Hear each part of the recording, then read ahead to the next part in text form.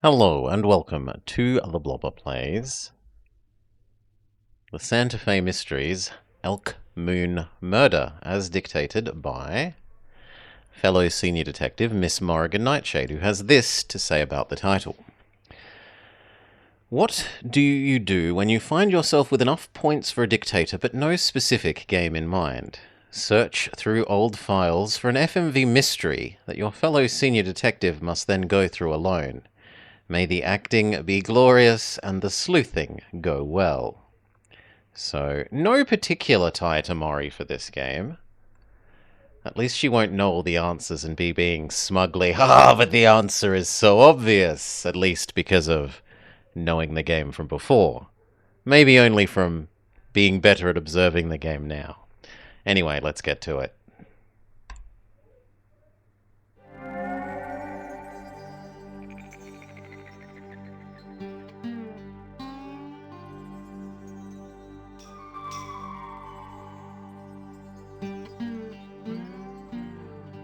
Santa Fe Mysteries. That's quite loud.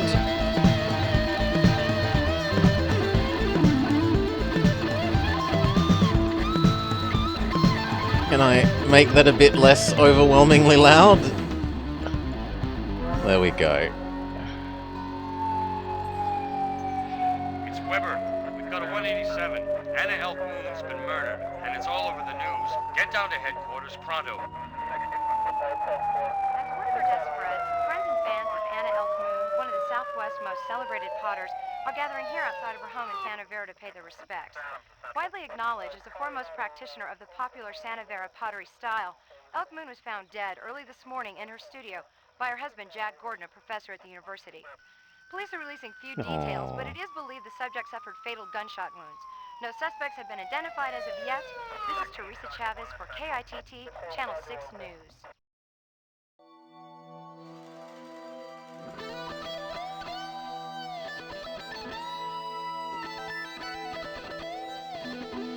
Day 1.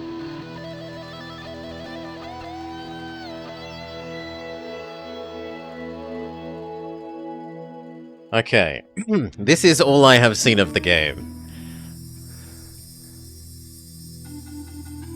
Day. Okay, there's a location we can go to. Police headquarters. And nothing else seems to... Oh! Our phone?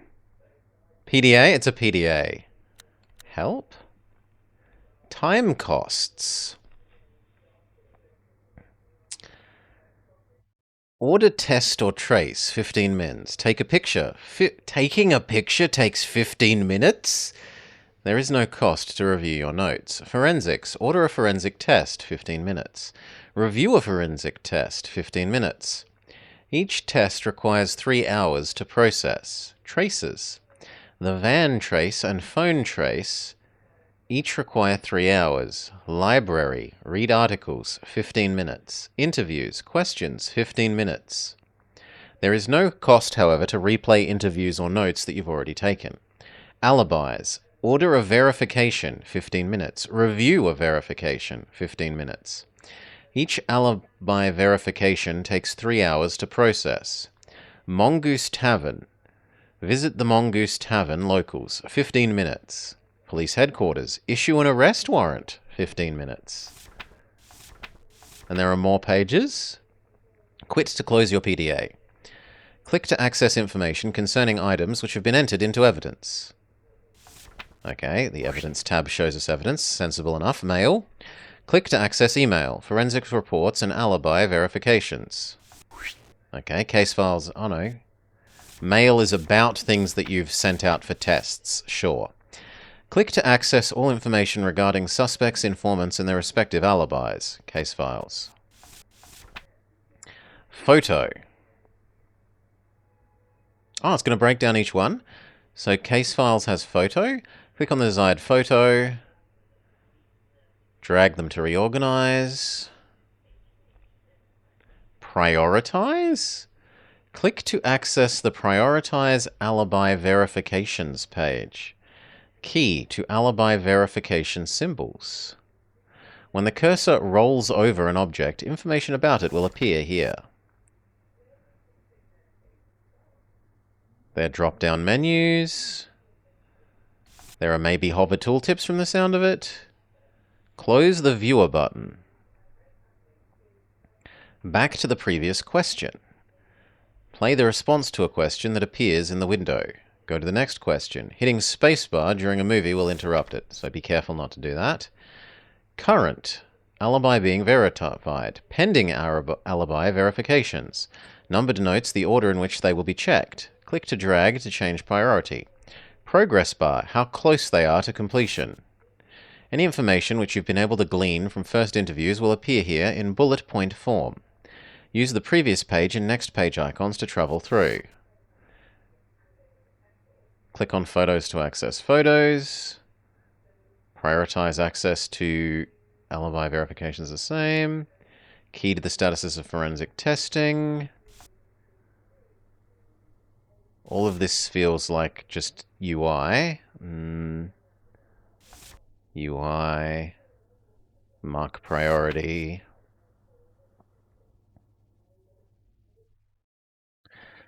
The close button will close the audio player and store the message in the mail archive.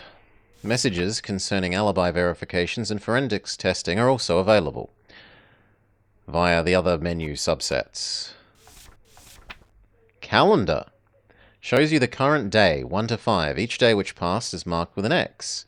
Each day consists of 8 working hours. Locations on the map may be visited or denoted by a halo light. Moving the cursor over the location reveals the name of the person who lives there, sundial. Displays the amount of time remaining in the day. Arrest computer. Click and make selections from the pull-down menus to change information. Arrest warrant. Click to request an arrest warrant for the person highlighted. Click to access the information contained in your PDA on the arrest warrant computer. And then we're back to the start? We're back to the start, okay. Yes, that was everything. We can look at our case files, but we currently have nothing. We have no mail. And we have no evidence. Let's go where we're obviously supposed to go. Heading back to headquarters, over. Copy that, D-52. I thought you'd never get here. Come on in. One thing's for sure. Anna Elk Moon had some friends in pretty high places. I've already heard from the governor's office, the honchos in the legislature, and the regional director of the FBI. Everybody wants answers. I told them I got my best people working on the case. Just don't make a liar out of me, huh? Now, there's not a lot I can tell you here. The victim was found in her studio by her husband at approximately 5 a.m. Bullet in her brain. And they both went to the public hearing on the casino project last night. When they got home, she went straight to her studio to work. Detective Nice Guy, come on in. Chief? I'm just filling your partner in here. Anyway, it looks like some of her pots are missing. That and a bunch of cash. At least $2,000, according to Gordon. He says his wife hated banks, and she always carried a wad with her. Now, let's get this straight. I'm giving you overall authority for this case. But since the victim is a Native American living off tribal lands, we've got to tread lightly here. So I'd like Night Sky to do most of the talking. Comprende? Okay, we've got a partner. I'm also assigning a Sergeant Rebecca Orlando to do the legwork, checking alibis for you. Night Sky, tell them about that new gadget we got there, that PDA, Personal Digital what? PDA, Chief. Personal Digital Assistant. These will keep us in touch with headquarters day or night. The lab can beep us for test results, or if the chief needs to talk to us... All right. We got a murder case to solve here. Now just push the help button there if you can't figure this thing out. Now remember... One step ahead of you. Half the state breathing down my neck. I want answers, and I want the right ones. The FBI's already making noises about jurisdiction. I can only guarantee you people 5 days to crack this before the big boys muscle in. So, use your time wisely. You don't follow the right leads, you 5 days will get eaten up with chit-chat and blind alleys. And I don't want you people hanging out with those nutcases at the Mongoose Tavern. Everybody down there thinks they're Sam Spade. Don't be standing around here. Come on, let's get going.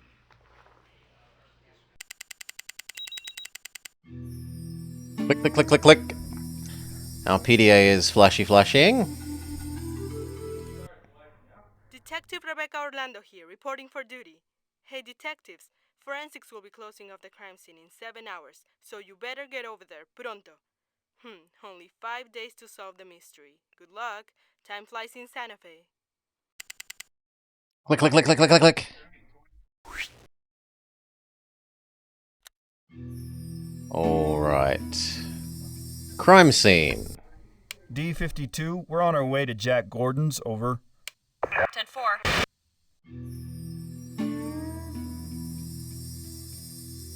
Do we just go in?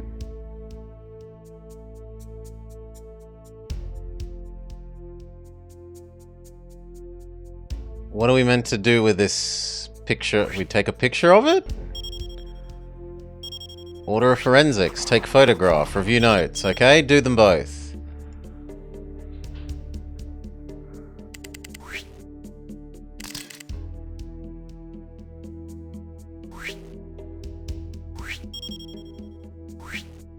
Did it take a photo?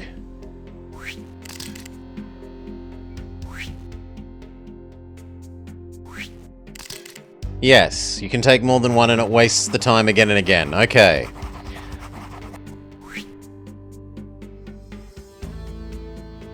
I don't know what I meant to get from this, but whatever.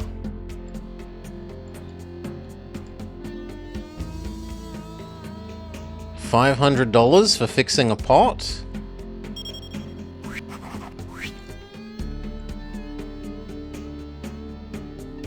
Her telephone.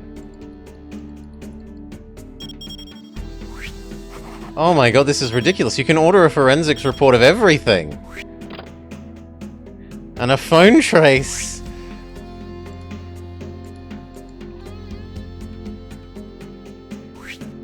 Yes, it's a proper rotary phone.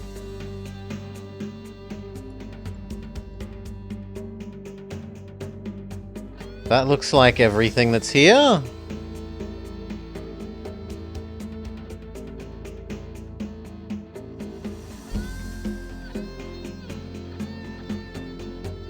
So, I might as well write this down, I guess. Elk Moon's house, or the studio. Letter about restoration of pot. $500.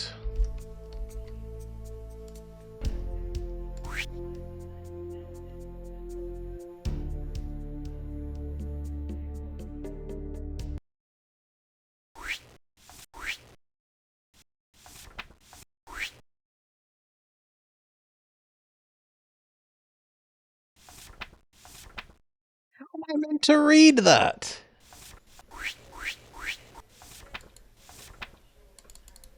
It's tiny!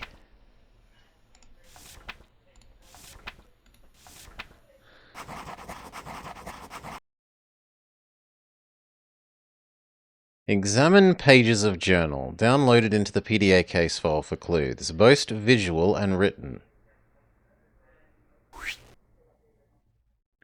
You're joking. Okay.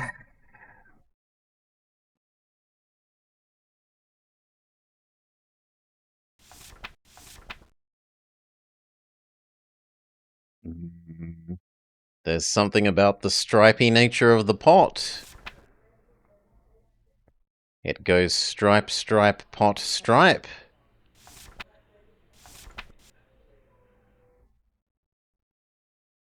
Yeah, I do not know what clues I'm supposed to be getting from this. I think that's asking for a bit much.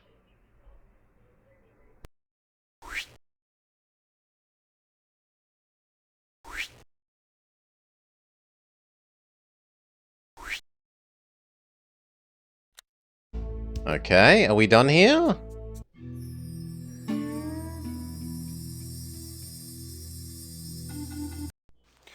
If we could begin with your name and occupation, relationship to the victim. Jack Gordon. I teach anthropology at the University of New Mexico. Annie Oatman's my wife. And husband. Or I guess ex-husband now. Can you describe the events of last night? Is there anything else you think might shed light on this? End interview. Can you describe the events of last night? Of course. Ann and I went to the casino hearing at 7:30. For my own part, I wasn't too keen on going. Anna's taken a fair amount of heat for moving off the Pueblo and marrying a white man. A lot of folks thought her opposition to the casino was actually backfiring, that any Indian who's had the success she's had doing her own type of non-traditional art had no right to beat the preservationist drum. I mean, she's accused of hypocrisy and much worse. I thought she was asking for it. But nothing scared Hannah. She wasn't afraid to speak her mind, and last night was certainly no different. I thought she got a good reception until after it broke up. What happened after the meeting? She had a run-in with Roy. Roy? Roy Altmoon, her ex-husband, and if I'm not mistaken, her murderer. What did he do exactly? We were in the parking lot. He snuck up out of the darkness, started ranting. Said Anna had hidden assets during the settlement hearing. He'd been trying to reopen the decree ever since the divorce. I just hustled Anna into the car and we drove off. Now, by my age, I've learned better than getting a pissing match with a skunk. What makes you think Roy killed her? Roy was a wife beater. He put Anna in the hospital once that I know of. Broke her right arm. Andy was desperate. Roy never could let go. And for the most part, Anna ignored it. I think that made him even crazier.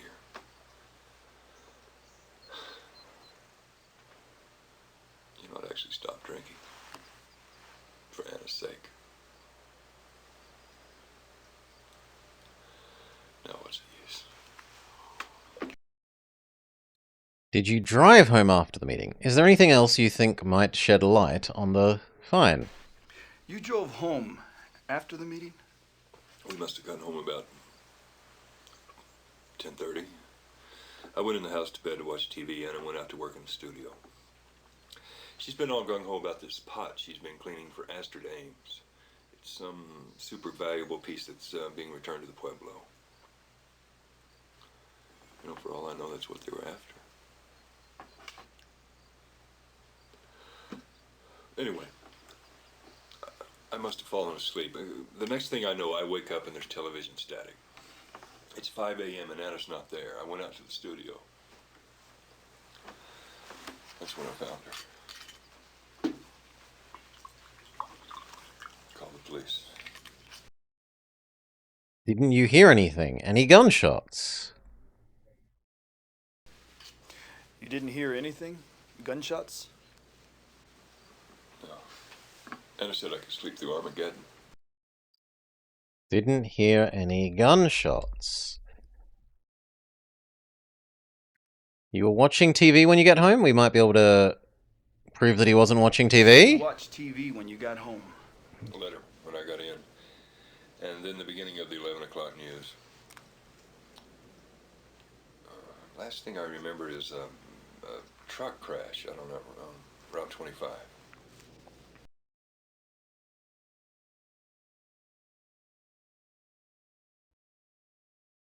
Anything else you think might shed light on this? Is there anyone else you think might shed some light on all of this? And I'd been working with an anti-casino group, I forget the name. It was run by this young guy named Paul Balin. They'd been spending a lot of time together the last few weeks. You could ask him. He might have an idea or two. Oh.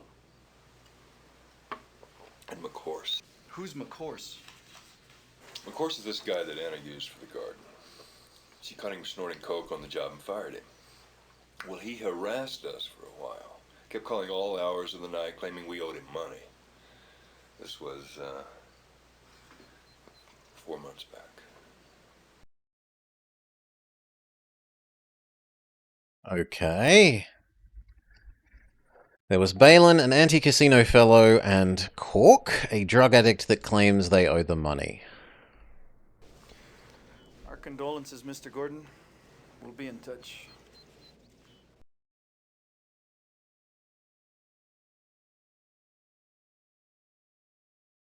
That guy really knows how to booze it up.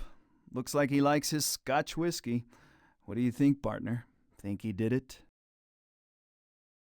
Informant, none. Relationship to victim, husband.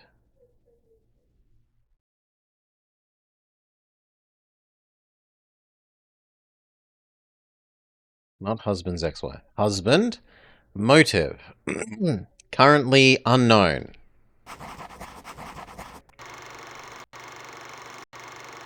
Order alibi verification? Sure. Verify that he was watching TV.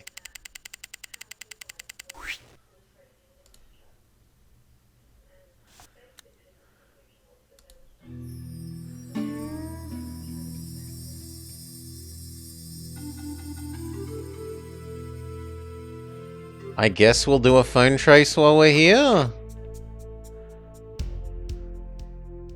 I don't know why, because to me phone trace means something you do when there's a call currently active, but...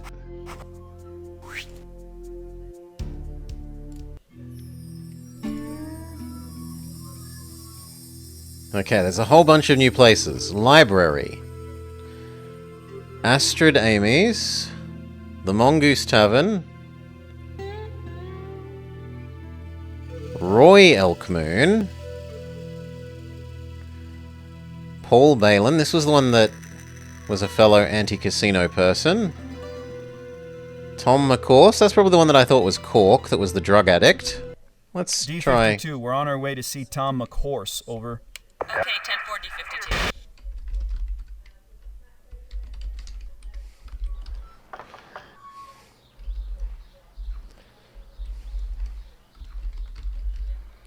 McCourse, we need to talk to you about Anna Elkmoon. Yeah? She can rot in hell. I ain't seen her since she fired me. Gotta be 4 months ago. Ex-worker of deceased.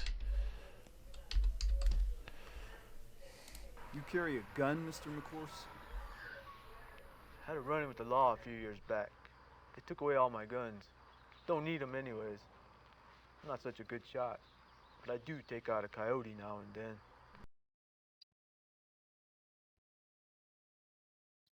Didn't you visit her in her studio? You didn't visit her in her studio late on the night of her death?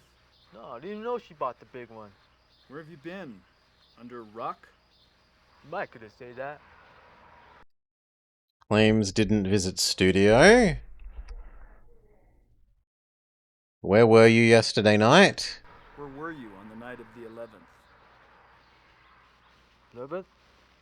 I don't know. Drinking, I guess. Probably the cigar. I don't quite remember. I've been kind of out of it lately. Drinking at the Cigarro.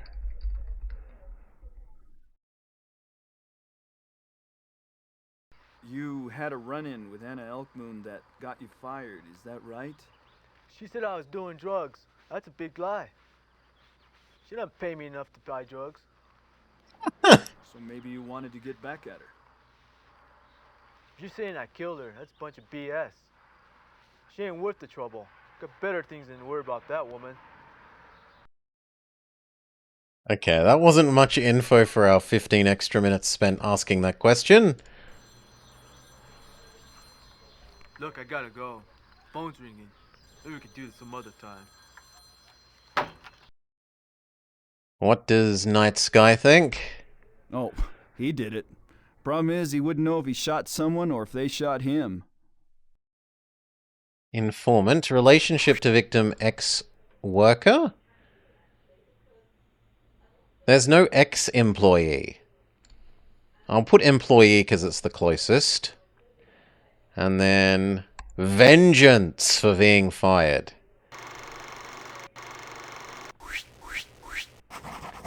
Can we ask for his alibi to be verified?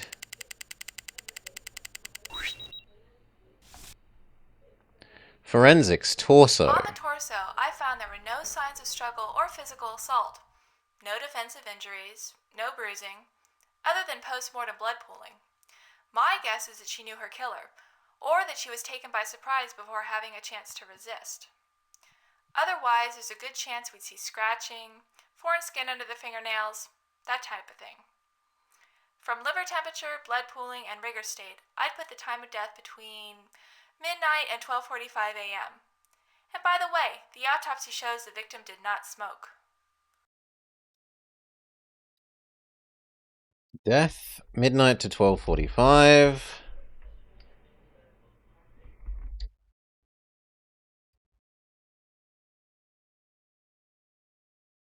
Probably new victim. Or was surprised. Sure. There's an important lead from Carrie March. The chief requests that you proceed to her residence immediately. Go to Carrie March. But I want to listen to this. I suppose I should obey the chief.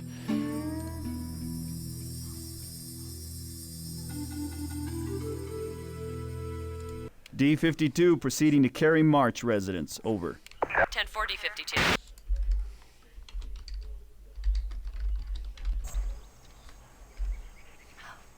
Officers, oh, I'm so glad you responded to my call. I have some information I think you'll find of interest. Thanks, Mrs. March. But let's begin the interview officially. Your name and occupation? Carrie March. I'm widowed. Retiree.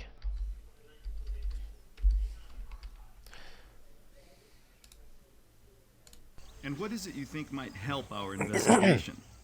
Yes, well, you see, everyone knows that Anna left Roy Elkmoon to marry Jack Gordon. That's yesterday's papers. But what isn't so well known is that Jack left his wife, too. Karen Gordon. And Karen had been a friend of Anna's. That's how she met Jack. Karen was furious. Furious enough to seek revenge? Well, that's something I'd rather not speculate about. Although I must say, Karen's indignation rang a little hollow.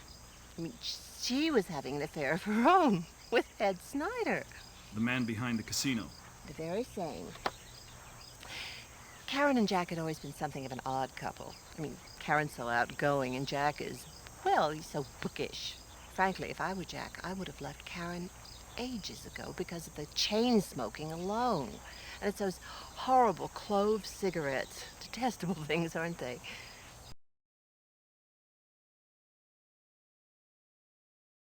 There is so much there. There was so much there and I didn't get down almost any of it. Anna left ex-husband for new guy. New husband also has ex-wife. She was doing things ? Is about all I noted.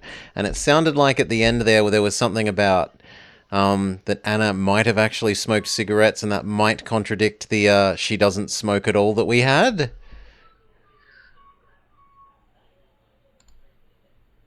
No, it's fine because we can re-watch these at no cost, Maury. But it would be nice if I managed to get it all down on the first go. Anyway, you were saying about Anna? Well, I wonder if her real interest wasn't in that young anti-casino activist, Paul Bellin, I believe. Is there anything else? Well, Anna was giving Sonny Two Feathers fits, but then she wasn't the only one taking a stand against the casino.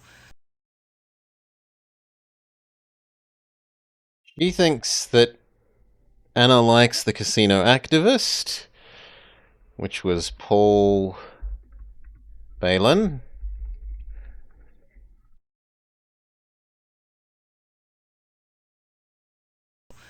Sonny's working with Ed Snyder, isn't that right? Well, they both want the casino plans approved, but I'm not sure you could say they're working together. I mean, Sonny represents the Indian faction that supports the project, and Ed is, well, in it purely for the money. But the casino advocates aren't the only ones Anna rubbed the wrong way. There was Frank Delgado, for instance. Oh, good lord. People in favor of casino might be suspects.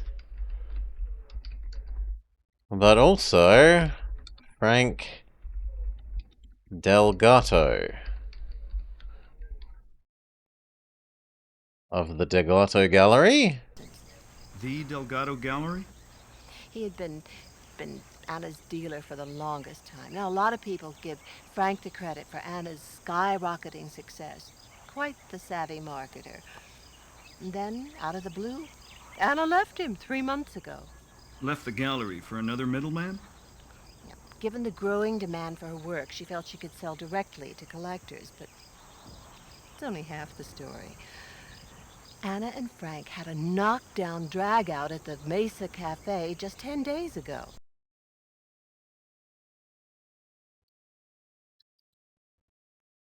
Okay, of the Delgato Gallery, which helped raise Anna up but was recently unbusiness parted, they recently had a fight.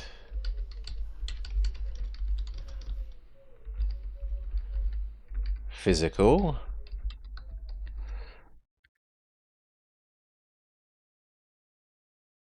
You overheard the argument?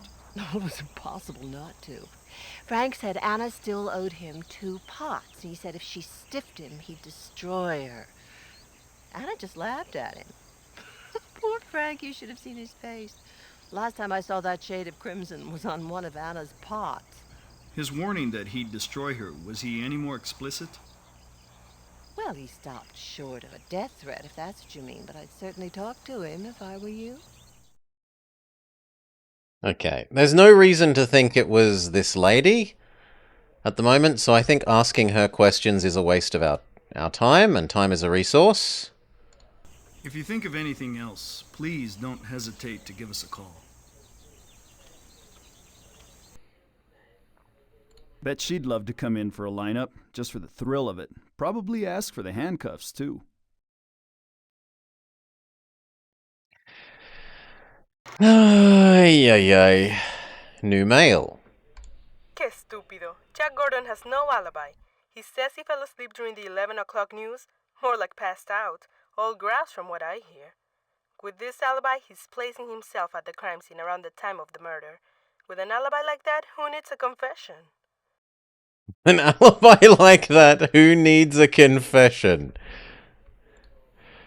Ay, ay, ay.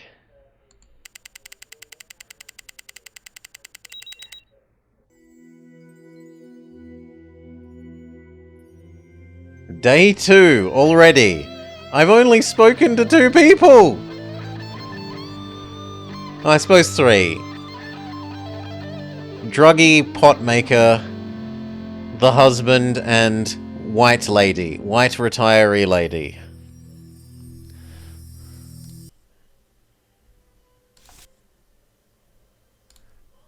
Phone records show that Anna Elkmoon placed 3 phone calls from her studio on the afternoon before the murder. One to Astrid Ames at 2:35, 1 minute. One to Von Dressner, 2:48, 3 minutes. And one to Joey Detta, 3:36, 6 minutes. Can I please have that again? Thank you. Astrid Ames, Vogan Dressner, and Joe Edita.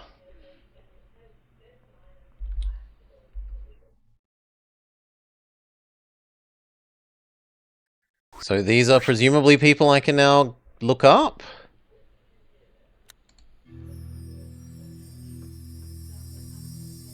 Yes, we can go to Astrid's.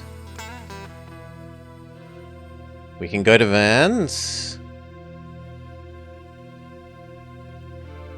And and we can go to Joe's. Well, Joe's was the longest. Proceeding to Joe Data's residence. Over. Copy that, D52. I hardly have to ask the Pueblo's medicine man his occupation. Haven't seen much of you since you left the tribal police for the Santa Fe PD. How are you, Night Sky? Working? You know we're investigating the death of Anna Elkmoon. You have your job, I have mine.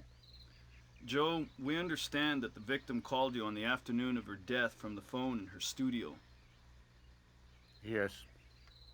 I was having lunch with my nephew, Sonny Two Feathers, at the time. She wanted to visit me. I knew Anna when her allegiances were undivided. She strayed too far into the realm of the white man. And it seems she has paid the ultimate price. What did she want to talk to you about? This will be in absolute confidence, please. You may know something that can help us find her killer. She was calling about the pot. The one that she was cleaning for return to the Pueblo? When I was a boy, the pot was considered a most sacred object in the Kiva. One day, it disappeared, stolen by a pot hunter for riches. I remember my mother talking about a great Kiva. It contains the greatest artifacts of our tribe. It was created when the Spanish first came, bringing their religion. They drove the corn mothers away, and they put things in this kiva for protection. The location was a great secret. Only the most important elders knew. One day, there was a raid, and the Spaniards killed nearly all the old ones.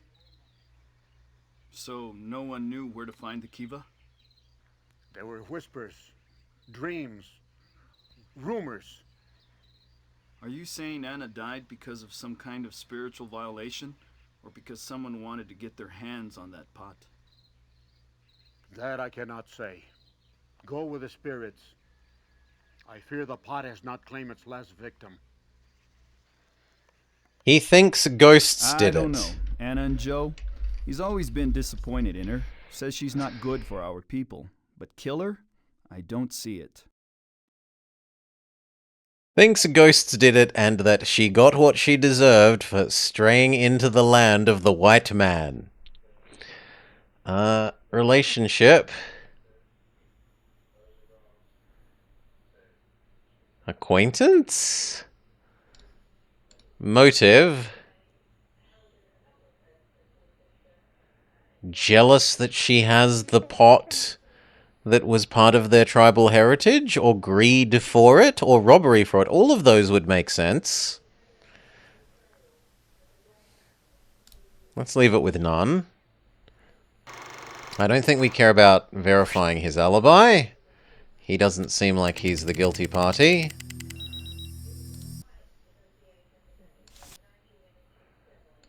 Tom McCourse was at the Saguaro bar the night of the Elk Moon murder, but nobody saw him after about 8:30. They said he was so drunk he could barely stand up when he stumbled out the back door.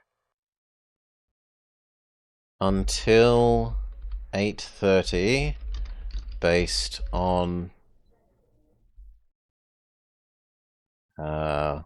alibi check. So the ex-worker could have done it.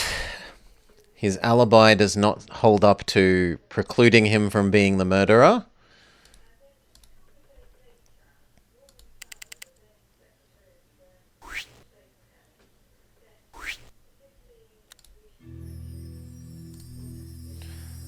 Okay. She also phoned Astrid. D52 heading to Astrid Ames' residence. Over. Copy. I'm sorry, but Mrs. Ames can't see you now. She's quite distraught over Miss Elkmoon's death. She's resting on doctor's orders. Then may we speak with you briefly? Certainly. Please, sit down.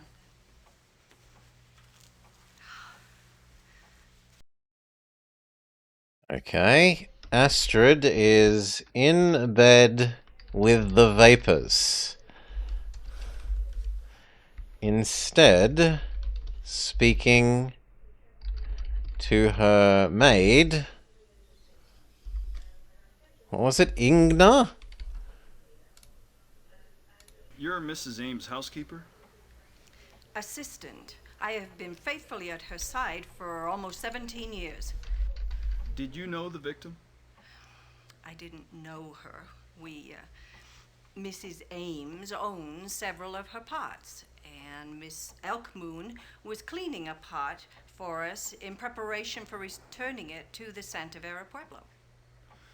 There's some indication the pot may have been a motive for the murder. That pot has brought nothing but grief to Mrs. Ames. Grief? In what way? No, well, it's not for me to say, but... Well, Mrs. Ames has had a difficult time with her only living relative, a nephew, Ronald Ames. When the story came out in the newspaper about Mrs. Ames returning the pot to the Indians, he came over and exploded at his aunt. Said she had no right to give it away, and that he forbid it. Astrid's nephew doesn't want pot given away.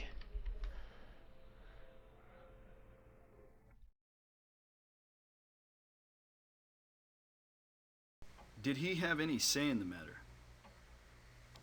But the pot was left to Astrid. Oh, forgive me, Mrs. Ames, by her sister, Bernice. Ronald Ames' mother. She died several years ago, and the poor woman foolishly promised her son that Astrid would leave the pot to him in her will. And did she? I mean, before she offered to return it to the Pueblo.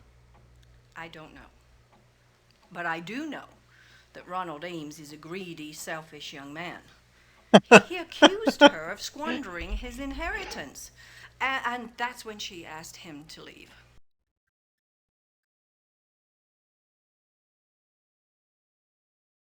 How much is it worth? Any idea how much the pot is worth? Oh, its only value to Mrs. Ames was aesthetic, but I understand it's priceless. Was Roland aware that she was cleaning it? Did Ron Ames know the pot was being cleaned by Anna Elkmoon? Anna cleaned and restored several pots for Mrs. Ames in the past. He could have guessed as much. Okay. That's not useful. Was the pot insured? Feels like a waste of time. But if we're going with greed, maybe. Was the pot insured? No. I gather it's quite a financial loss on top of everything else. Naturally, that's why we're hoping you can recover it.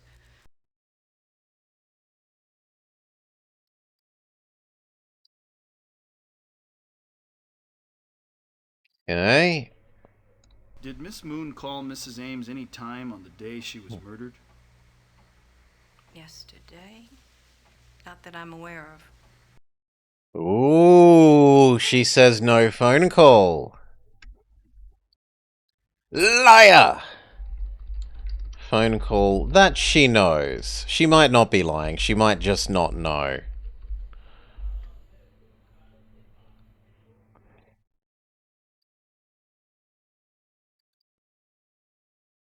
Okay, I don't think it's this lady. I don't think we need to ask her about where was she. We'll call on Mrs. Ames later on. Thanks for your help. You're more than welcome. Now that's a pleasant woman, mean enough to shoot her own mother. Really? I thought she was nice enough. Acquaintance? Acquaintance is probably accurate. And I don't think she did it, but her closest motive would be like robbery/greed.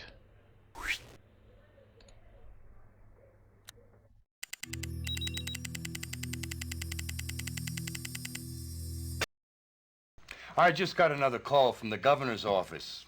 He says his constituents are bombarding him. Now, I told him you two were getting very close. And you sure as hell better be.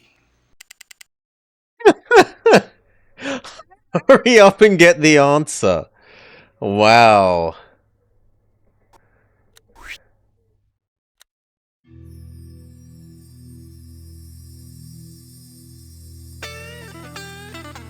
Do we pursue the last phone call?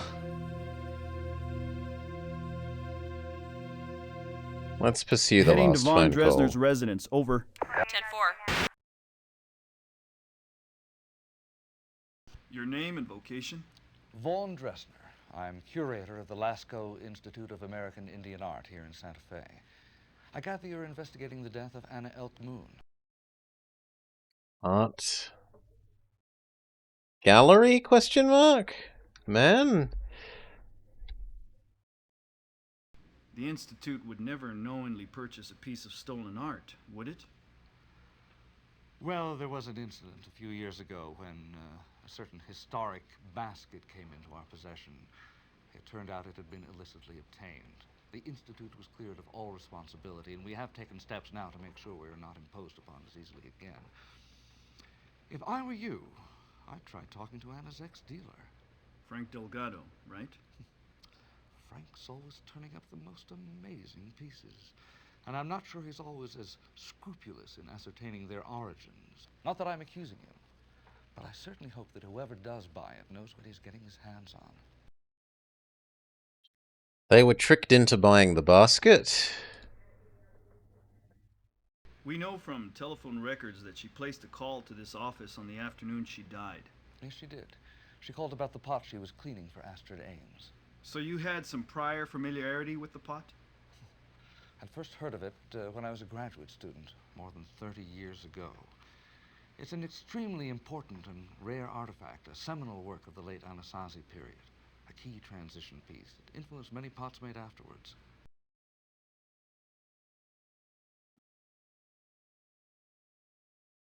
Have you seen it? I don't think that really matters. Could its value have been a motive? I mean, we already know it's expensive, so this feels like a waste of time as well. But maybe he'll say who it's a motive for? The value of the pot might provide a motive for someone to kill Anna. I'm afraid that's beyond my expertise.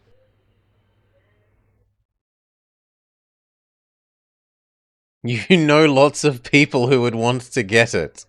A man with your standing Accuse him! probably knows dozens of individuals who'd kill to get their hands on that pot. Not literally, of course. I'm not sure I get your point. If you had gotten your hands on the key of a pot, it would be quite a coup, professionally speaking. Oh, yes, I suppose it would. But I'm afraid I don't care for the implication. Where were you when she was murdered? Where were you between 10 p.m. and 2 a.m. on the night of Anna's murder? I was at a dinner party for some people visiting from Chicago. I left about 10 o'clock. I stopped at Chez Katrine for a nightcap and got home about 10:45. And yes, I live alone. At dinner party at time of murder. What was the call about? Well, she was rather cryptic, actually. It seems there were some unusual markings on the pot that she wanted my help in interpreting. We were to have visited the next day.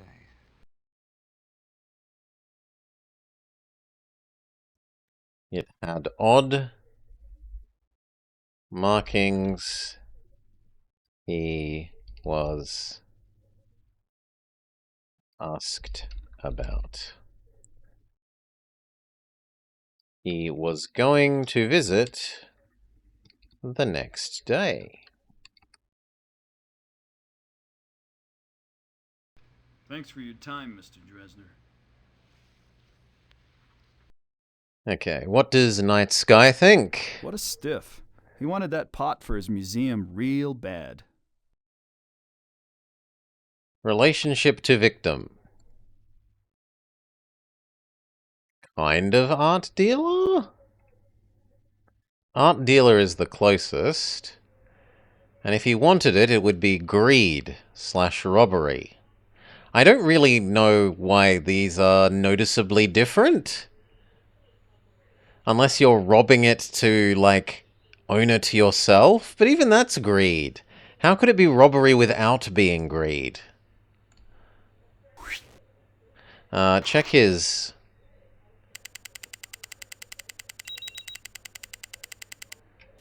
being at the...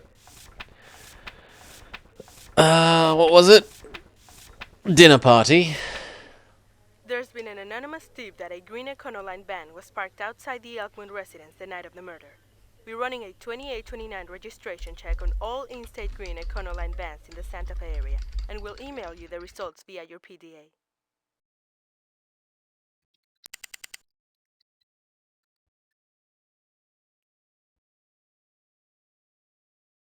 Sounds like a guilty party to you.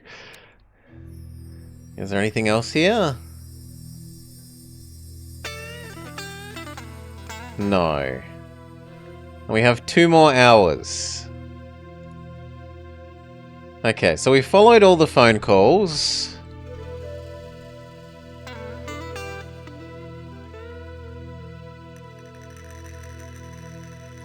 Should we... No, they checked the bar for us.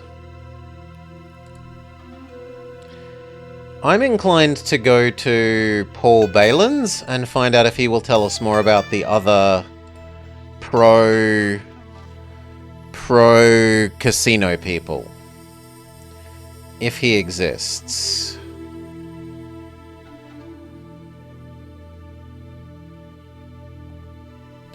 Frank Delgato exists? What was he?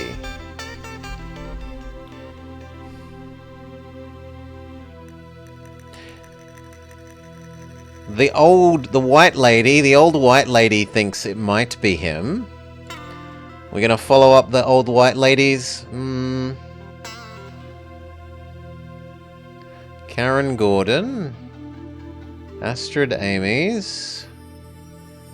Ray, Ronald, Tavern, Frank, Library, and Sonny. Sonny could confirm that the medicine man was at home when he got the phone call, but we don't think it's the medicine man unless he really wants the pot back for cultural reasons. And I don't know. I don't buy that. So I think Paul. D52, we're on our way to Paul Balin's office. Over. Okay, D52, copy.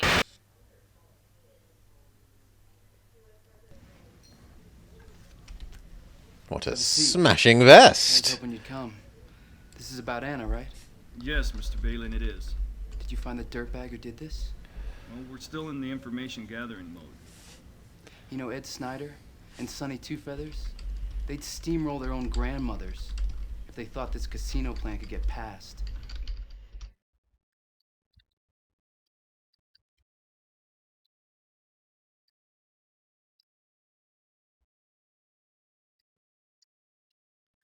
He thinks Ed and Sonny would murder to get the casino to happen? Are you accusing either one of them of her murder? Well, I have no proof. Am I jealous of the vest? They were tied up in it, yes. I have no need for vest jealousy.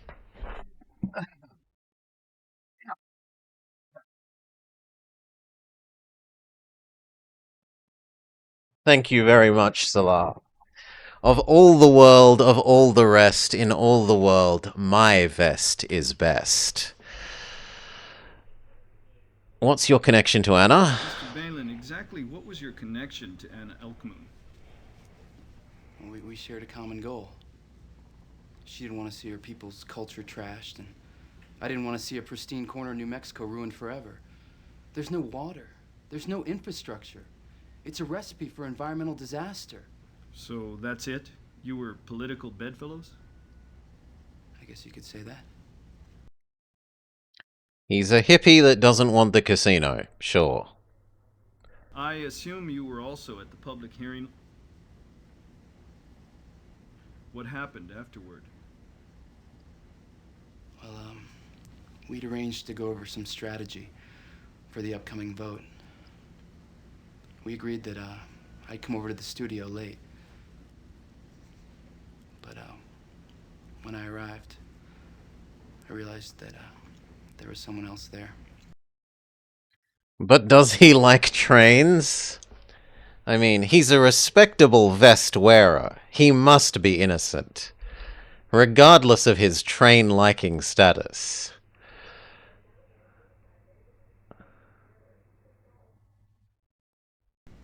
And after you drove away? I went home. I have a roommate. She saw me come in.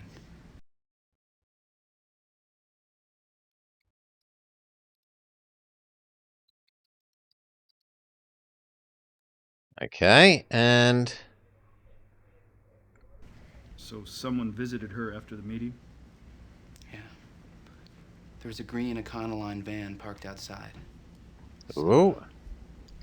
I realized that our meeting could wait for a better time. What time was that? 12:10, 12:15, sometime around then. Do you remember any numbers or letters on the license plate? No. It was just in-state plates, that's all.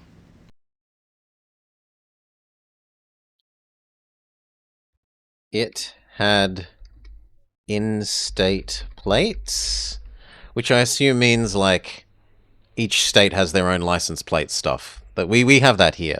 South Australia license plates are different in New South Wales license plates, etc. So I assume that's the same in America, and that's what they mean. Okay. Thanks for your help. We'll be in touch.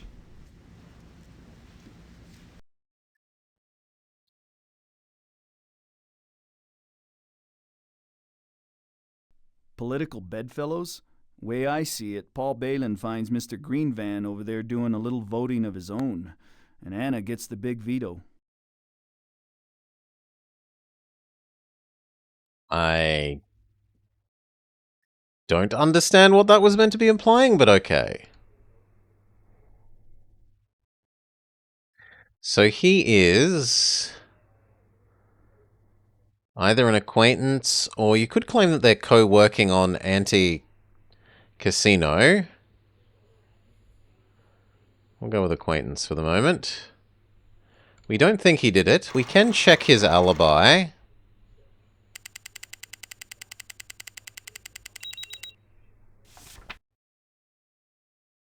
Dressner has no alibi. He did leave the dinner party at 10, but after that, no one knows when he left Chez Catherine, and when or even if he finally made it home. He's a loner, un libro cerrado. Then whereabouts unknown, could be murderer.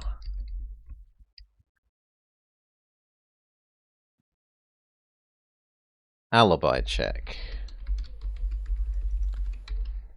Sure.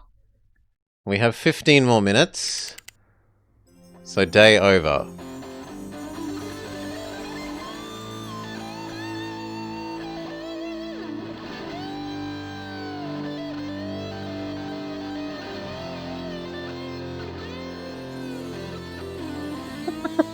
I do not feel more than halfway towards the answer.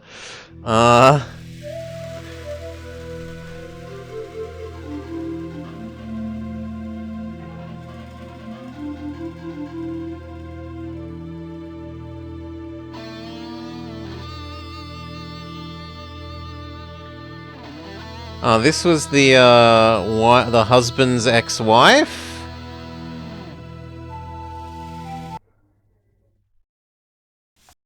Also, the van results. 3 green Ford Econolines are registered in the area. 2 here and 1 in Albuquerque. But that one's a conversion van with customized windows. Of the 2 here, 1 is registered to Tom McHorse, the other is registered to a corporation, FG Limited. FG Limited is owned by Frank Delgado. Okay, the plate check says...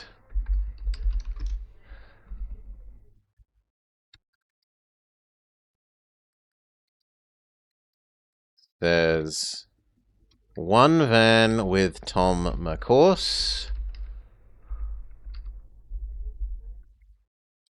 one van with Delgato.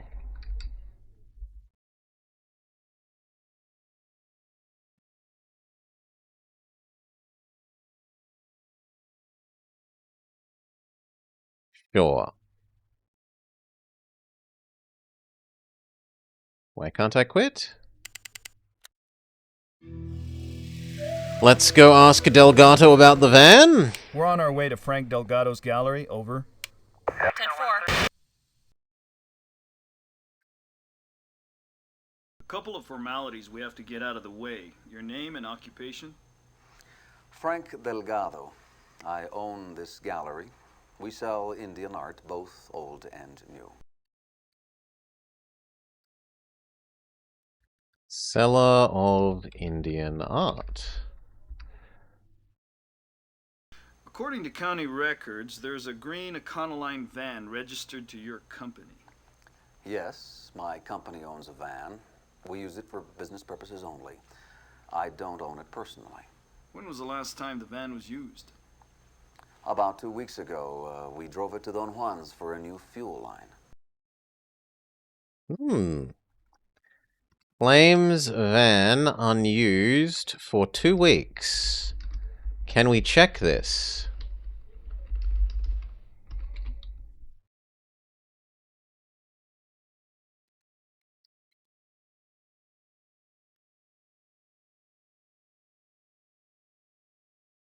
Mr. Delgado, let's get straight to the point. We hear that you were displeased with Anna's decision to leave your gallery, that you became verbally abusive and you even threatened her. That's absurd. I was upset, of course. I had invested thousands of hours in Anna's career and reputation. I had a right to be upset. But threaten her? At the Mesa Cafe 2 weeks ago? Who told you that? That old harpy, Carrie March? The fact is, detectives, Anna owed me 2 more pots by contract. But what she delivered was second rate. And I told her so. Thinks old white woman is a busybody. Is owed pots. Was given shitty pots.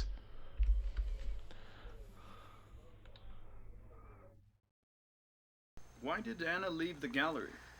Anna said she wanted me to decide between selling old and new material. But the truth is that was just a ruse. What she really wanted was to find a dealer that would settle for a substantially smaller commission. That was Anna's dirty little secret. Money. It all came down to money. Claims Anna wanted new dealer with smaller cut.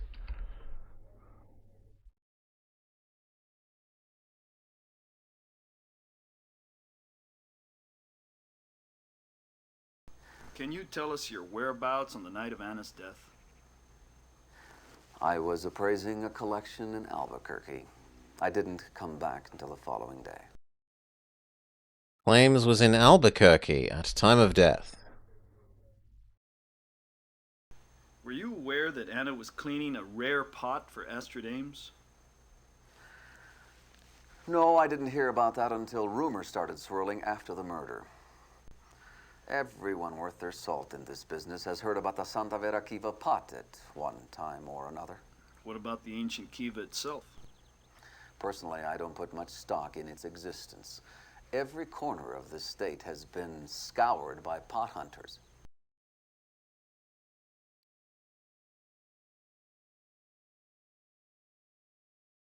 Needless to say, no one has tried to sell the Kiva pot to you? If anyone is foolish enough to think I'd buy it, I'll let you know, Detective. What does Thanks for your input. It's been Knight think about it? Likewise. We got our man. Think he was going to let Anna walk when she hit the big time? No way. She gets too uppity and wham. He was her art dealer, and either vengeance for being given shitty pot, or greed because he was owed pots that he didn't get. Both would make sense.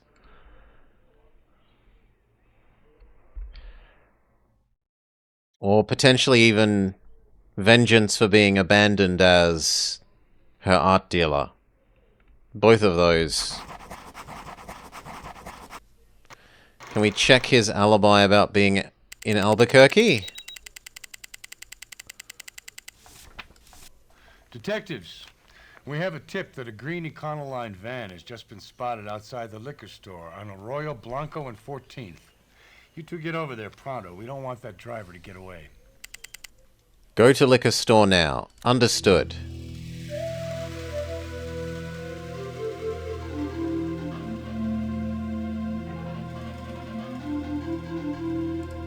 D-52 to the liquor store. Over. Copy.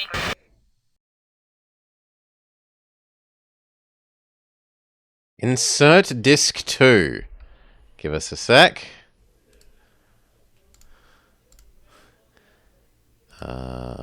Boop. And then... boop.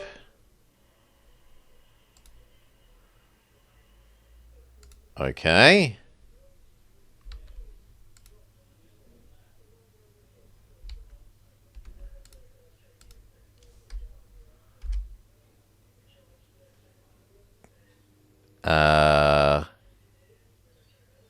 Maybe I need to... oh no, this might not work because of...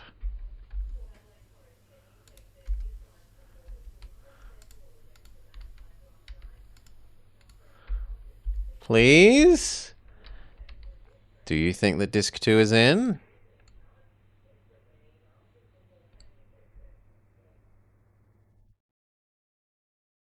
Ah, it does, but in the wrong place. My bad. Give me a sec. That? No. You...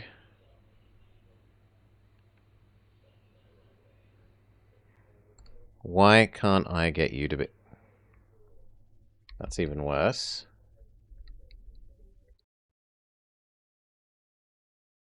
No. I want...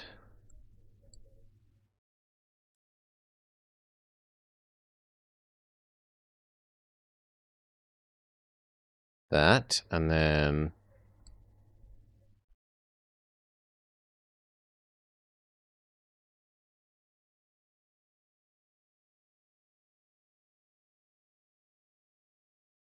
there.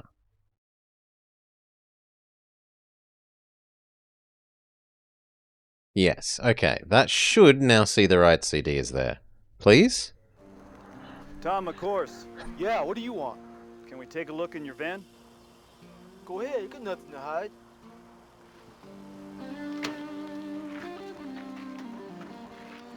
What's this?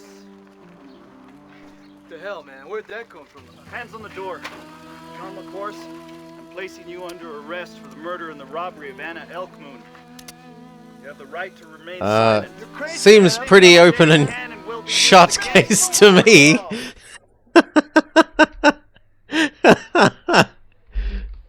Go to liquor store based on green van sighting. McHorse there. Let's us look in van. Gun pots under blanket. Arrest him.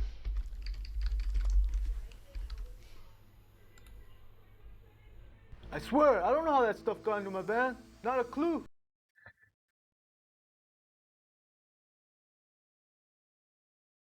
We already asked him what he's doing on the night of the 11th. He was busy being drunk at the... what was it called? The...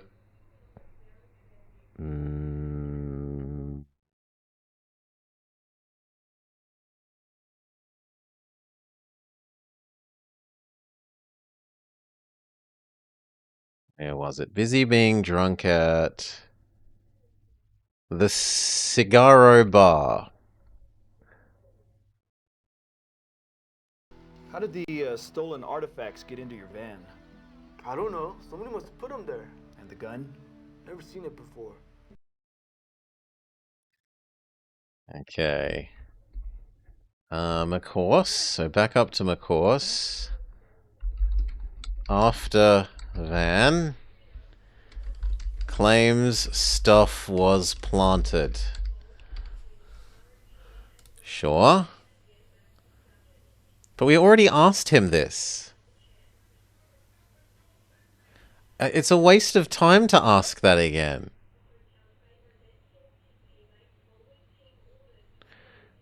But maybe now that we've checked his alibi, we can say we know he left early? Where were you on the night of the 11th? I told you, I was at the Cigar Bar all night. I arrived there around 8. I was there, I swear. Ask them. They'll tell you. Then what did you do? Drove to Santa Fe. Why? Were you trying to flee Santa Vera? No, I was gonna hit some bingo parlors like I did most weekends. Problem was, I wasn't driving too well, so I checked into a motel. Quick 7. I really didn't start feeling very Welcome, good. Madge. G'day, g'day. I hope you're having a lovely day. Please, no spoilers. I expect that you know this game inside and out, very possibly. Please let me find out on my own. Okay, we couldn't confront him. To have a lawyer? Yeah. Sure.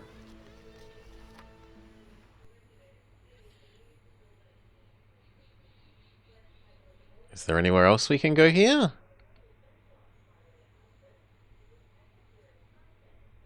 We appear to be stuck.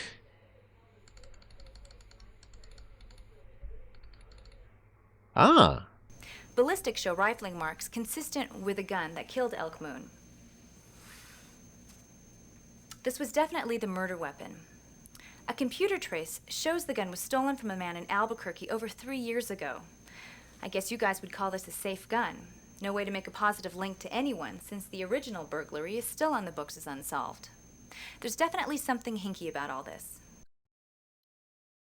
The gun in the van was definitely the murder weapon. Can I hear the rest of that again, please? No.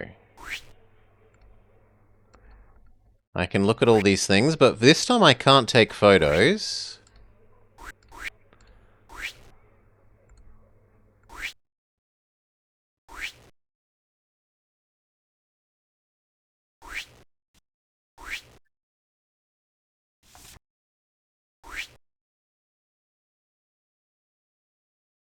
I'm not sure how I hear that again.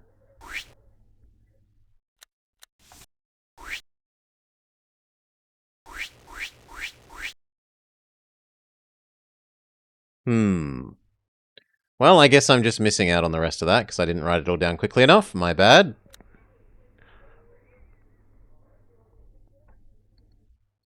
I don't know why looking at these would be interesting. Other than to see that the various pots are different and maybe being like, oh yes, we like pots.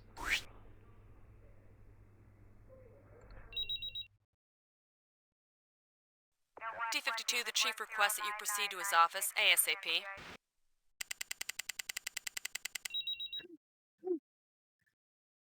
And we checked Paul Bellen's... the whooshing noise? Or the clicking noise? There's a clicking noise. There's a... Or do you mean when we... whoosh, whoosh, go in and out of things? I have no appreciation of fine pot craftsmanship. No. Philistine that I am. His roommate says he showed up at 11:30 and they watched Leno together. There's no way he committed the murder. Okay, he's completely innocent. Totally not the murderer. Alibi checks out.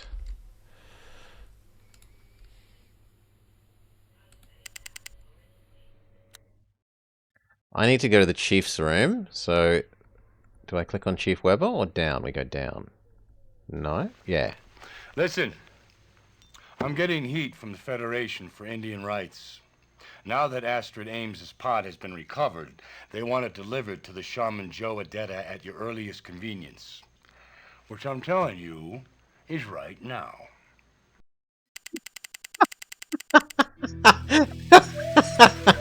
I am your boss. Your earliest convenience is when I say so, and that is now.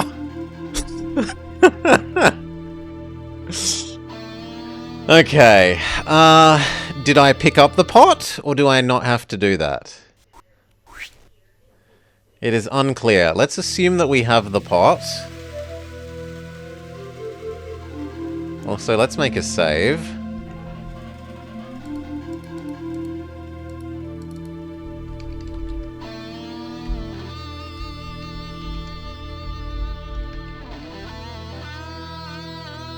Why won't you let me turn off caps lock?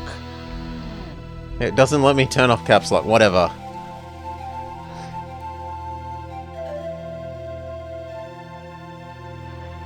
Proceeding to Joe Data's residence. Over. Copy that, D-52. Back so soon? We found the missing pot in the possession of someone who may have killed Anna. Chief Weber wanted us to give it to you, as Miss Ames intended. But the DA says it could be subpoenaed in a preliminary hearing. Thank you.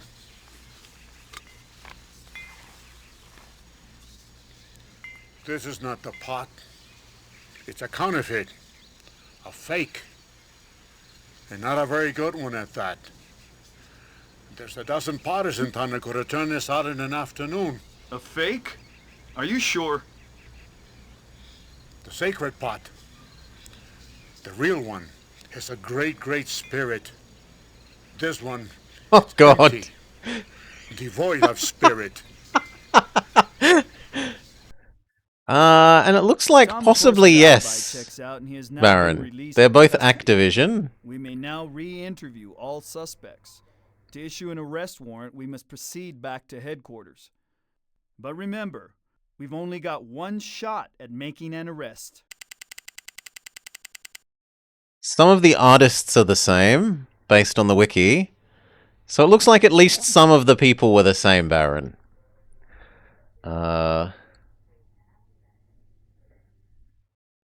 Okay, anyway. Following this, we went back to...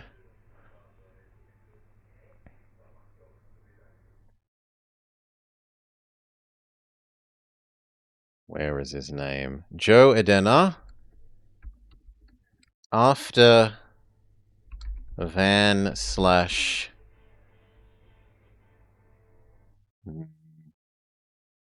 suspect interview. Gave him the pot. He says it's a fake. It doesn't have a great spirit in it. Therefore, clearly fake.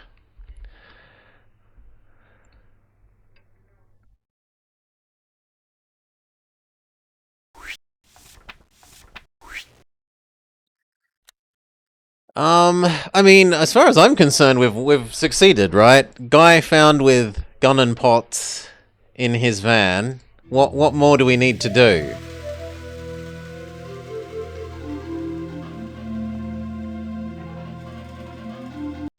We're on our way to Frank Delgado's gallery. Over. 10-4. I want to see if we can find the van here.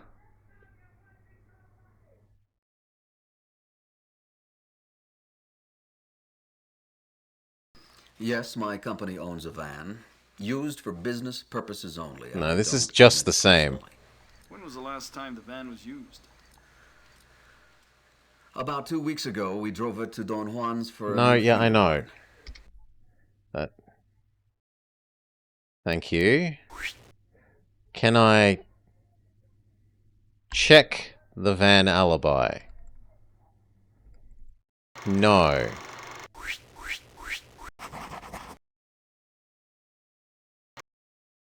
So I can't ask for that to be checked?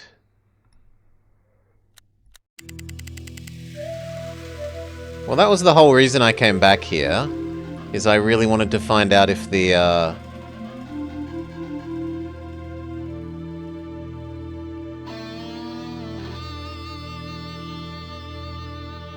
Also, there's nothing else here but to leave.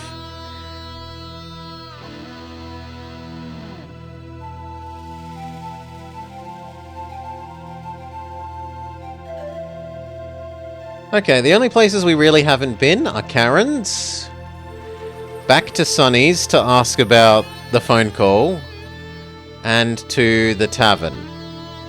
Let's find out about the husband's ex-wife.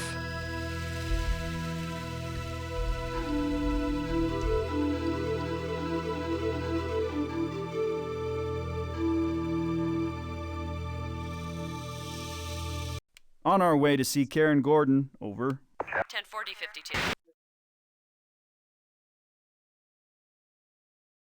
Go back to disc 1. Aye.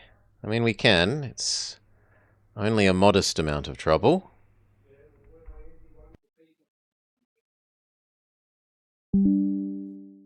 Sorry about the didn't. That's changing the disc. Your name, please, and your occupation? My name is Karen Gordon. I'm Jack Gordon's ex-wife. And if I'd had any sense, I'd have ditched the name when he ditched me. She's a professional ex-wife. I sell real estate. Oh no, there we go. No. She's a realtor. Not a professional ex-wife. I'm sorry. I was jumping to conclusions. You were a former friend of the victim? Yes. Until she decided that friendship meant stealing my husband. You see, Jack was looking for an Indian artist to talk to some of his students, and I suggested Anna. I guess I only have myself to blame, right? Do you still love your husband? Do you still love Jack Gordon? Oh, please, Mr. Night Sky, I do have my character flaws, but masochism does not happen to be one of them.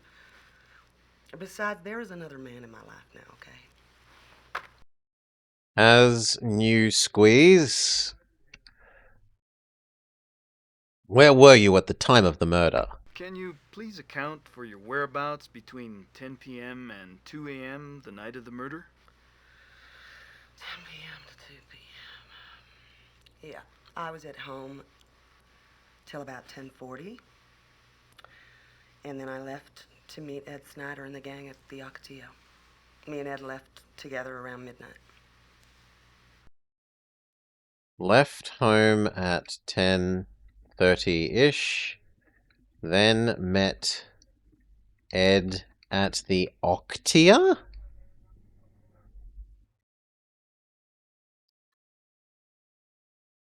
Left at about midnight. Is he the new squeeze? Ed Snyder's the new man in your life. Mm-hmm. Yeah, we've been seeing each other for a while. Is that a crime? No.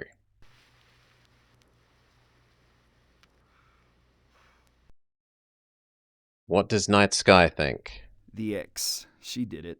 Call it my masculine intuition. He thinks everyone did it. For Anna, she's plotting revenge ever since.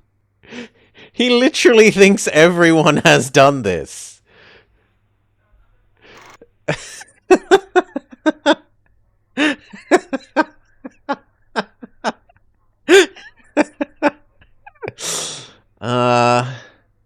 Husband's ex-wife. Her motive would be jealousy. Can we check her alibi?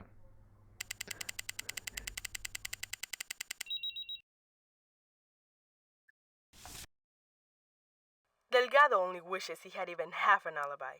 He insists he stayed at the Best Western in Albuquerque the night of the murder, but there is no record of it. Oh! Delgado, his alibi is fake! Exclamation mark.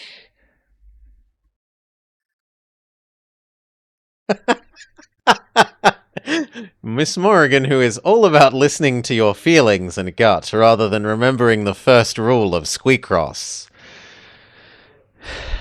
However, believes that perhaps Night Sky needs to listen to his gut just a little bit less.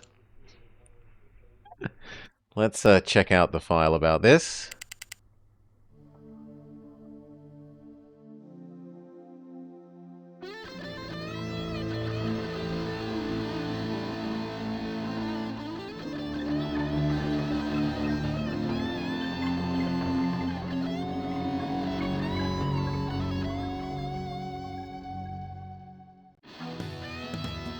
I'm not able to?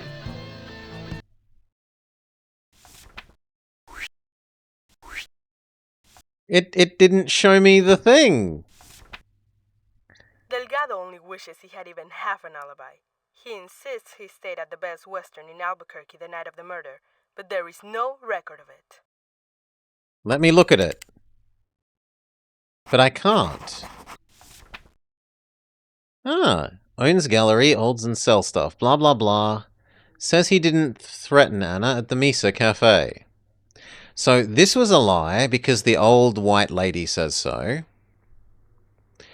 He lied about his alibi. And if we could check about his van, we would probably find that the van hasn't been unused for 2 weeks, but I don't know how to do that.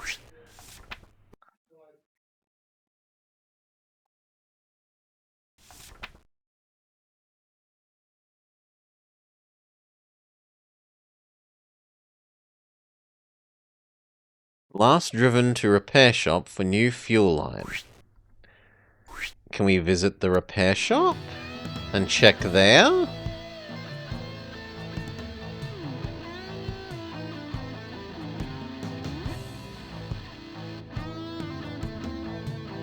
So now the only two people we haven't visited are Sunny, the police again, the tavern, and the library. Let's check out Sunny. Proceeding to Sunny Two Feathers on the Pueblo, over. 10-4 D52. Night Sky, Mr. NYPD Red. How are you? What can I do for you? Aw, he seems very friendly. I have an instant like of him. We're here about Anna Elkmoon's murder. Yeah, that's a real shame. I heard about that this morning. She was a real hero to a lot of the young ones. I don't know what I could tell you, though, that you don't already know. She was a pretty fierce opponent of your plans for the casino of the Ancient Ones. Misguided, like a lot of folks. But I didn't take it personally. You don't last too long in Pueblo politics if you take it personally.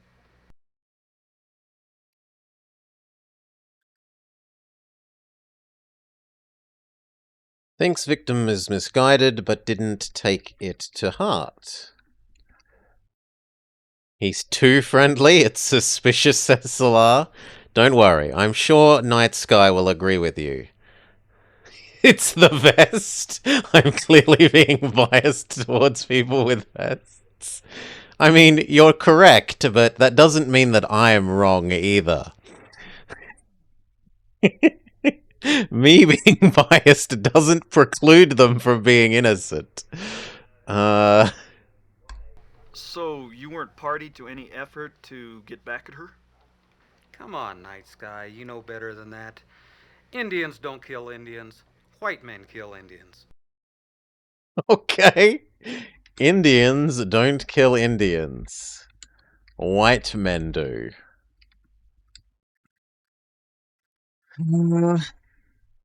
I understand she spoke out at the casino meeting and got a pretty positive reaction. Who'd you talk to? Her sidekick? That Belen boy? I tell you, I heard as many hisses as I did cheers. The irony is, Anna probably helped us more than she hurt us. She's not exactly Miss Popularity out here, not since she took a hard line on expanding the Indian market. You're saying to me you're glad she came out against the casino? Well, a lot of folks think Anna wanted to have her cake and to eat it too. The folks around here know that the casino means a steady income, a chance to educate the kids. Anna's already made her bundle. It's easy to talk about slowing progress when you tool around town in a Mercedes. That's fair. He has an aggressively mid-90s haircut. His mullet is an impressive mullet. What's your connection to Ed Snyder? Ed's the man that's going to bring prosperity to the Pueblo. I understand there have been some tensions between the two of you lately? Well, Ed's a businessman, looking out for his own interests. There's nothing wrong with that. But I've got responsibilities to my own people, and that's all I'm going to say about that. Where were you when the murder was committed? Where were you on the night of the murder between 10 p.m. and 2 a.m.? Well, we were in meetings after the public hearing until about 11. And then me and a couple of the boys went over to the Bristlecombe bar to have some drinks and stayed till about midnight. That's it. I got home about 1 a.m.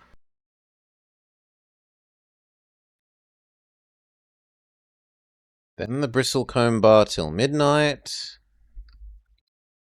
Then home at 1. And I think he means, 1 a.m. But anyway. What about the Santa Vera market? Half the Indian population in Santa Vera makes its livelihood from the Indian market, directly or indirectly. If you get excluded from that, you might as well move out of town. But you know me, Night Sky. I'm not about to point my finger at any brother. Like Raymond Wolfwalker, for instance? You said it. I didn't. Who the hell is Raymond Wolfwalker?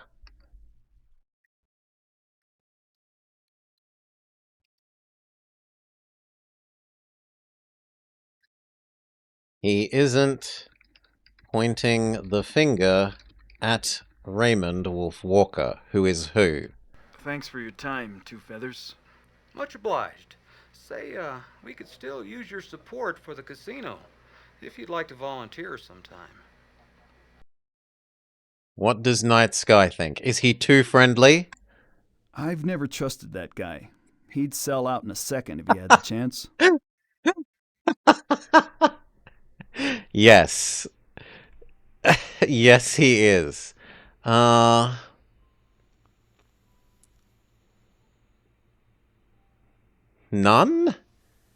None. Motive? Greed. We can check his alibi.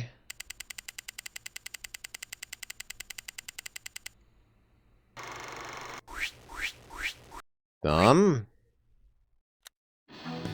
Does that mean now we can find a new person? Yes, Raymond Wolfwalker.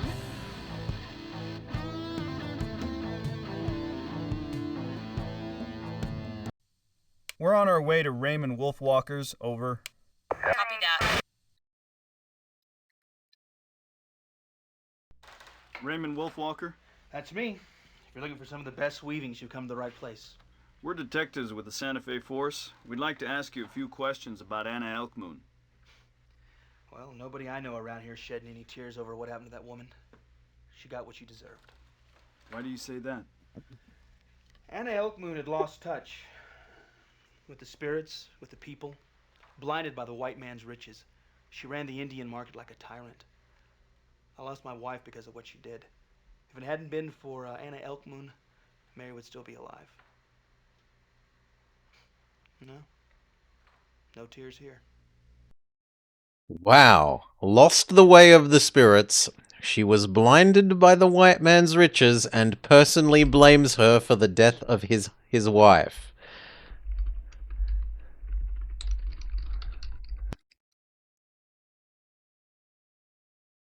He says it all so nonchalantly as well, right? Your wife committed suicide? Things were beginning to turn around. It was the beginning of a new day. The people who saw Mary's work said it was some of the best in the valley. She deserved a place in the market. But that evil devil didn't give her one. All that power in the hands of a few, it's criminal. If you're an artist and you're turned away from the market, you might as well pack it up. Mary couldn't handle it. Did you want revenge? Perhaps you wanted revenge. A man who stoops to the evil of his enemies is no better than they are. Fate took care of Anna Elkmoon. And now Mary can find peace. Fate took care of her, not me. Where were you when the murder happened, please? Can you tell us your whereabouts between 10 and 2 a.m. the night of the murder? Listen, I already told you. I had nothing to do with the shooting of Anna Elkmoon. We still have to know. A friend of mine was evicted out of his apartment, and I was helping him out. I was making trips back and forth to the shelter down on Camino Brago. We got finished around 12:30. I went home, went to sleep. My mom was taking care of the kids.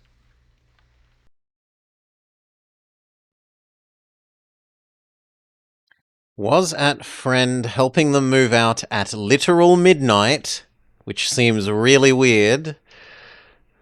You've never seen so much denim. He's only rocking the single denim. He doesn't even have the double denim going on, let alone triple denim. Thanks for your time, Mr. Wolfwalker. Sure. Check his alibi. What does Night Sky think? Ray's our guy. He holds Anna responsible for his wife's suicide, so he thinks eye for an eye and he pops her.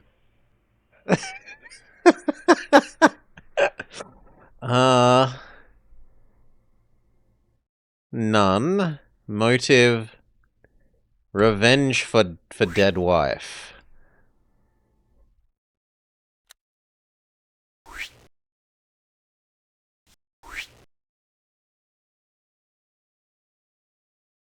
Where is Raymond Wolfwalker here? You check your alibi. Please put back in disc 2. Okay. We can do that. Give me a sec.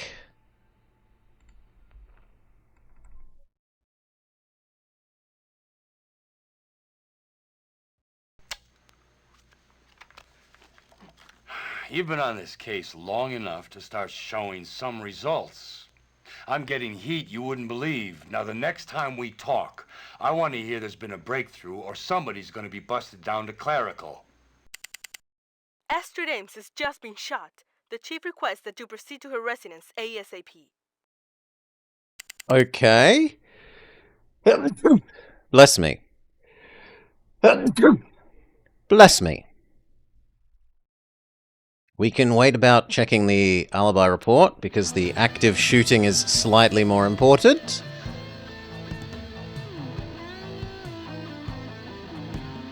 D-52 heading to Astrid Ames' residence. Over. Copy. The doctor has asked that you keep this brief. This has put a terrible stress on Mrs. Ames' heart. Nonsense. You think that I was at death's door.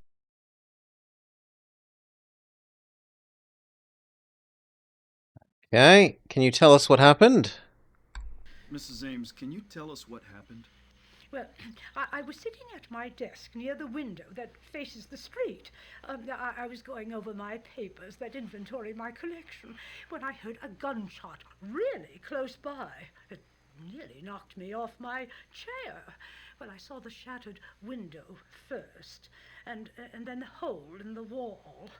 At the same time, I heard a car squealing off. A few feet closer, and I wouldn't be talking to you. Did you see who was in the car? And you didn't see who was in the car? No, I was sitting with my back to the window.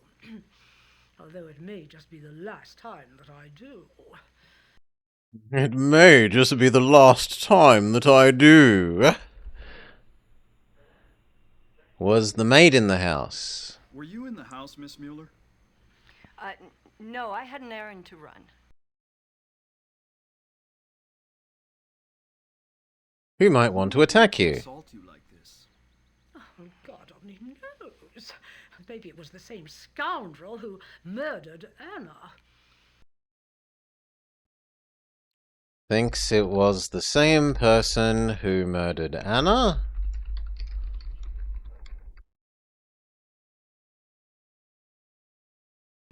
Phone records indicate that Anna called here on the afternoon she died. Can you tell us about that?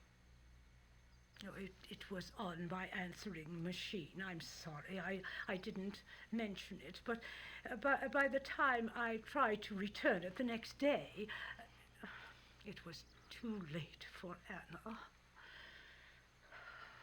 Can we go play the answering machine? Also, she's having a bit of a stroke there. Definitely not the most flattering of images to end the sequence on.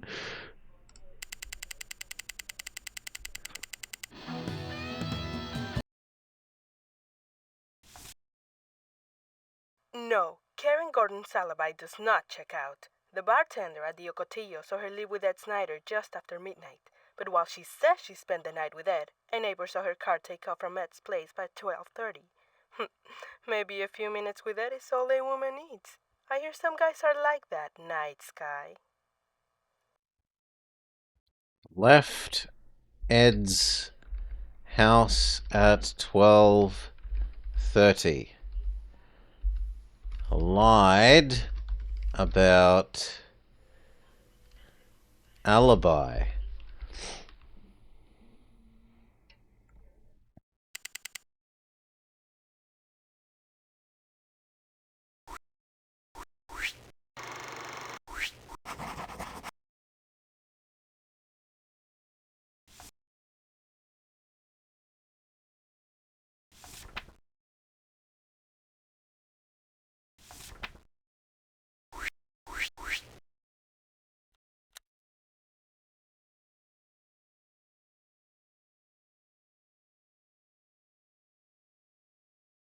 Why hasn't old lady been added to this?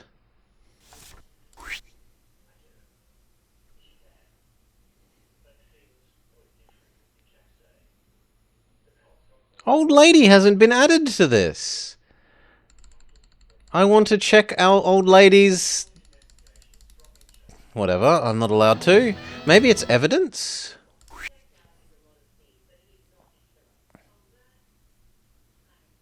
No.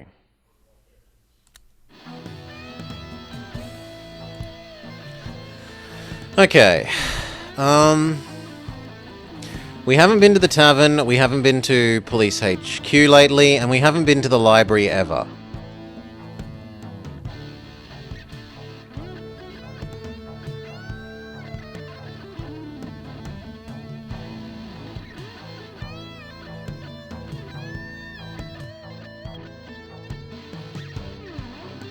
So let's check out the library. D-52 heading to the library. Over. 10-4.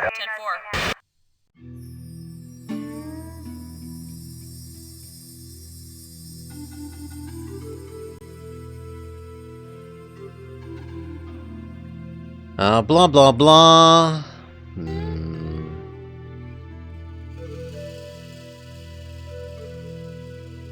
Okay, so this looks like it's just, background info on the world.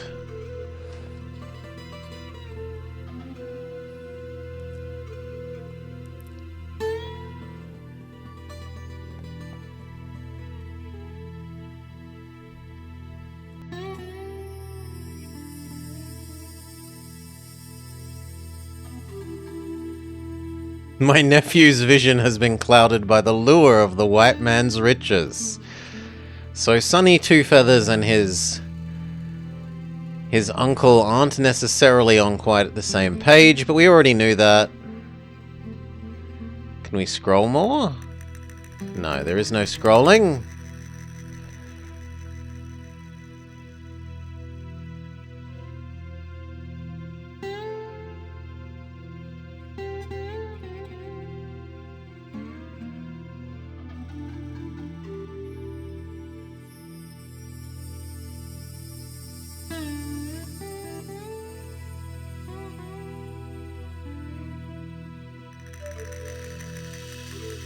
There was a lady who said Van Dressner knowingly bought stolen stuff and that she was fired for daring to suggest that it was so at the time. He says she's just a disgruntled employee, don't take her seriously.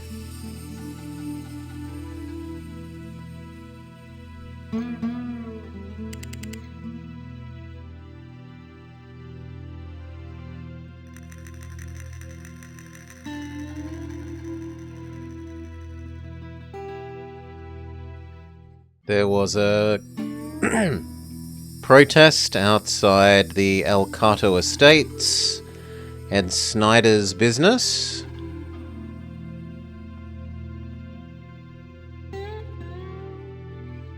He's proud of his work.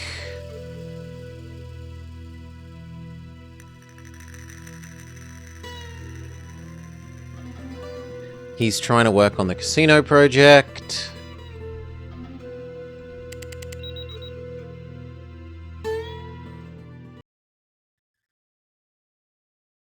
No, unhappy ex-worker. Unhappy ex-worker. No, Mr. Two Feathers has no alibi. He left the Bristlecone bar at midnight and didn't make it home until 1. The drive should have taken him half an hour. Where's the missing half hour? Alibi check. Says there is a missing half hour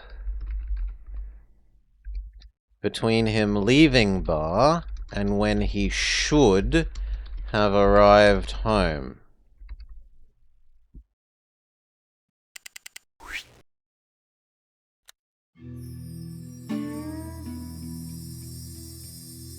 Historic pot to be returned to Santa Vera Pueblo. Private collector Astrid has decided to return one of her most prized pieces, the world-renowned Kiva pot. Blah, blah, blah, blah. Tribal Council leader Sunny Two Feathers issued a public statement that she was simply returning to the Indians what was rightfully theirs. Blah, blah, blah. Blah, blah, blah. This marks to the return of Pueblo, a coveted treasure with great spiritual significance for my people, stated Shaman Joe Edita. It is a great day in our history. Presumably this pot has a great spirit resting inside of it and wasn't a fake.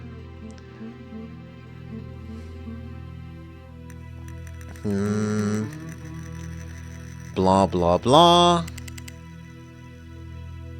And then the only one we haven't read was the gossip column. Yes, and this confirms what the old white lady retiree was saying. Gossip old white lady, about the dust-up between Anna and Frank.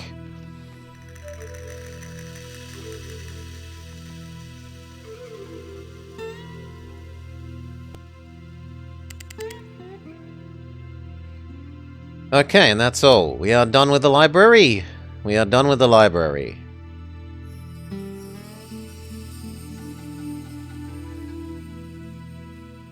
We've never been to the tavern. D52 to the Mongoose Tavern, over.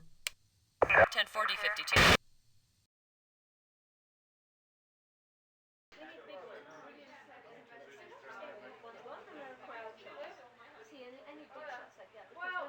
Oh, good lord. 4 more people.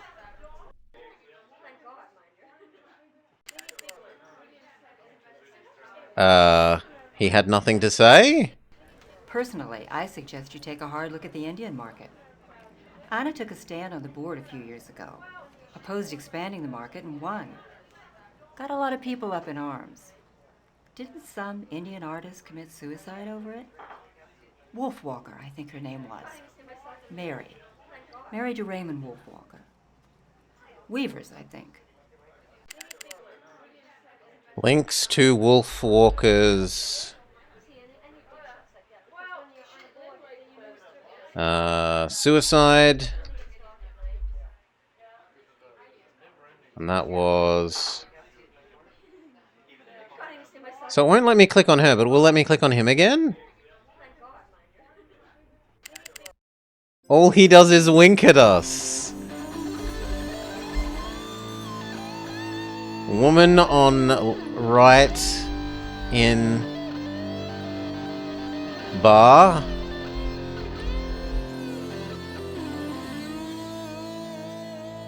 Lodgepole. Only has wink to say. What about the other two? D52 to And the it's the Mongoose Mongoose Tavern, Tavern, sorry. 1040, 52.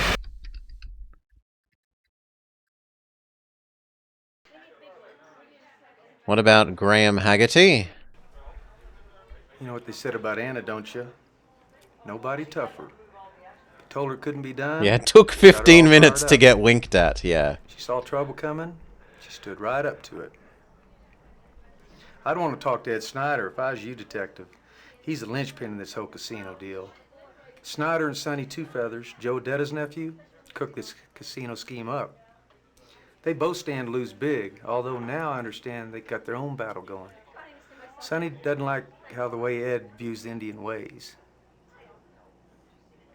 By the way, the Bristlecone Bar is only 20 minutes from Two Feathers' house on the Pueblo, and Anna Elkmoon's is on the way. He had time to commit the crime, ditch the evidence, and still be home by 1. Ooh. Briscombe is only 20 minutes away from Sonny's house. On the way.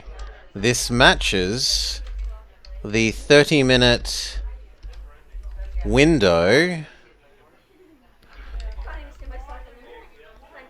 in his alibi.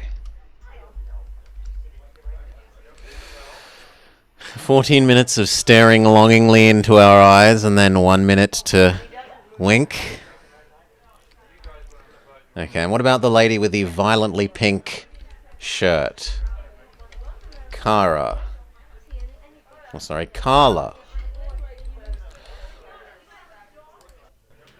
I don't know whether you've heard, but the pot Anna Elkmoon was cleaning, it's supposed to be cursed. And the fact that it was taken from the kiva. Wait a minute. I'm getting a vision. I'm seeing Anna involved with a young man who is jealous. Here we go. Fresh from her triumphant tour of the spirit world. Very jealous. It's not her husband. His name starts with P. That's all I'm getting right now. I think he has important information. I meant to take a woman wearing parachute pants who has a vision seriously.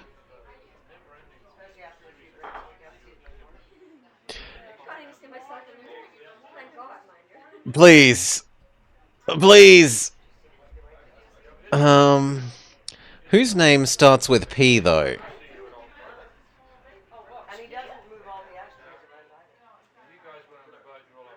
Paul Bellin? But he's definitely not the murderer, so that doesn't matter. Now, why was the young man jealous? That's unclear. Maybe he's jealous about the husband?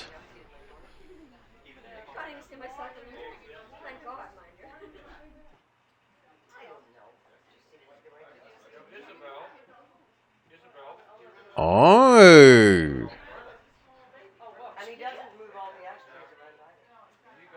No, but that's not the right... That doesn't make sense, because the green van was the other person. In any case, we've asked all of these people all their things.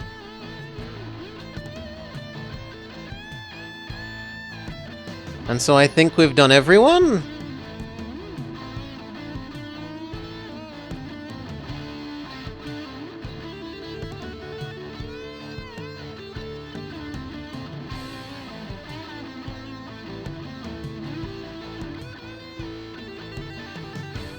No, we haven't done Ed Snyder.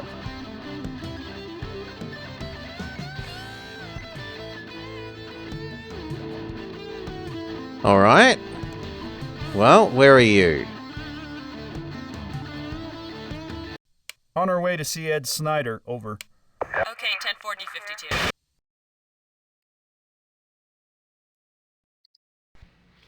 Good day, detectives. What can I do for y'all? Coffee for either one of you? We would like to ask you a few questions. No thanks, but we would like to ask you some questions about Anna Elkmoon. Why? Am I a suspect in her murder for standing on a different side of the controversy? We had way too many opponents to kill all of them. We have to investigate every avenue. We only have a few questions. I couldn't have killed all the people who opposed me. Anna Elkmoon, when it came to reality, had no idea what she was talking about. There's nothing more dangerous than an influential ignoramus. Did you know her? Did you know Elkmoon? Well, I can't say that we ever spoke to one another, but of course I knew her on sight.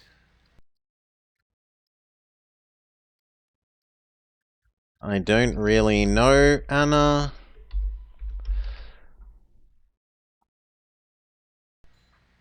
What about your relationship to Karen Gordon? Do you find that significant, detectives?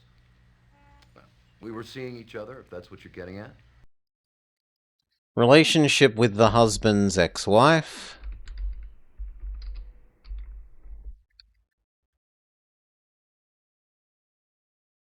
Where did you go after the public hearing on the night of Elkmoon's death? Well, a couple of the guys from the development team.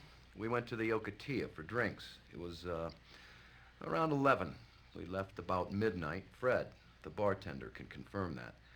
I was home in bed by 12:30. Were you alone? No. Well, Karen joined us at the bar and we left together. She spent the night. That's a lie, though. Claims the ex-wife spent the night. But we know that's false. Liar! Thank you, Mr. Snyder. We'll be back if we have any other questions. Anytime, officers. Good old boy likes two things, himself and his cash. And if Anna stood in his way on the casino project, she was messing with both. Who could have guessed that Night Sky would think this man was also guilty? Relationship. He is the husband's ex-wife's new partner. So let's go with none, because that's too complex to represent in their list. And it's greed?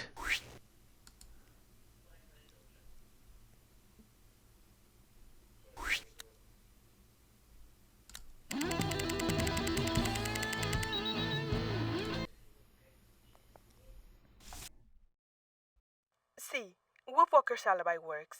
The head of the shelter on Camino Abrago says he was there on and off until 12:30 that night. And even his mother says he came straight home after that. Okay, Wolf Walker is innocent. Alibi checks out.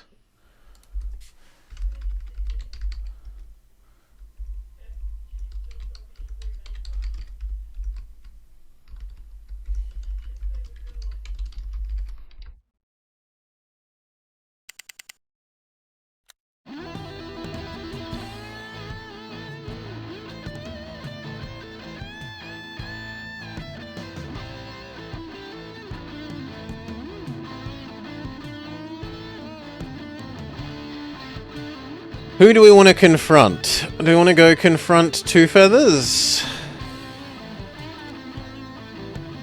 The husband? The previous husband? Have we talked to the previous husband?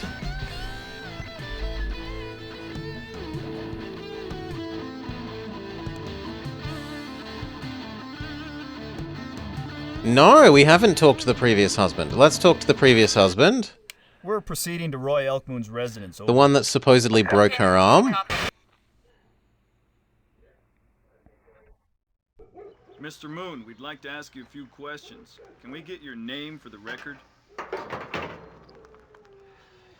Roy Elkmoon. And your relation to the deceased? Slow on the uptake, ain't you? Indulge me. I'm Anna's ex-husband. Last year's model. Last year's model. New set of wheels.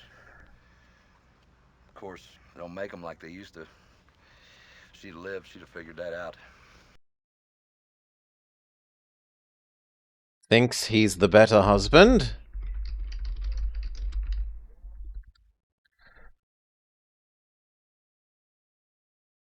You've got a record of spousal abuse. Anna had to be hospitalized on one occasion. If you're lucky, night sky, you get one shot at a good woman in this life. I blew mine. I made a lot of mistakes. That's for damn sure. But I never stopped loving Anna, which is more than I can say for that bottom feeder she's married to now. Oh? What's your beef with the husband? What's your beef with Jack Gordon? I mean, Mr. Instant Red Man, he's the one that turned Anna against me. One day she does a guest lecture thing in one of his classes. Next thing I know, she's seeing him more than she's seeing me. It was obvious what was going on. When did you last see Anna? When did you last see Anna? Why do I get the feeling you already know the answer to that? I'd like to hear it from you. After the casino meeting, we talked. Talked or argued? We were doing fine until that scum took a swing at me. Yanked Anna away and forced her into the car. I understand you kicked the car as they pulled out. That was a message for the white man behind the wheel, not Anna. And maybe you followed them home to finish delivering your message. That's a load. I came right straight back here. Ask the neighbors. If you want my opinion, Jack was mad enough to kill. Fact is, Anna was about to settle with me, and that pissed him off big time. You ever thought of the possibility that maybe the great white professor murdered his Indian wife and then hid the pots to make it look like a burglary? Current husband is supposedly claims that the current husband is annoyed that they are finalizing their divorce. In terms of money. How'd you know there were pots missing?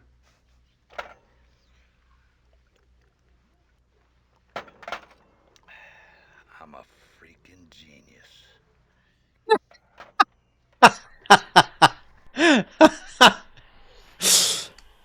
Self-proclaimed genius.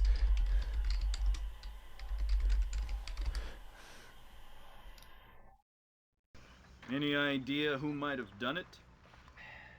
Hell, you're the detective.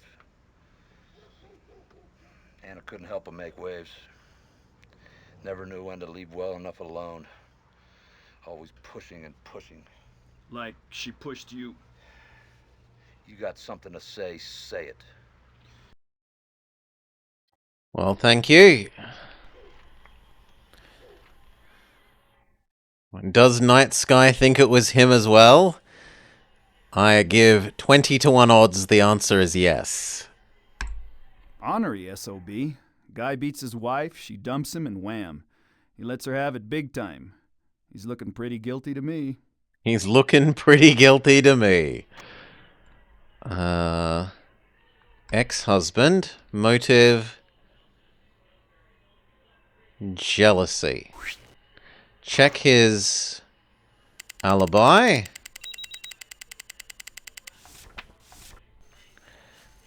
I think you'll agree I've been pretty patient. Now you're going to have to make your move, but the evidence better be good.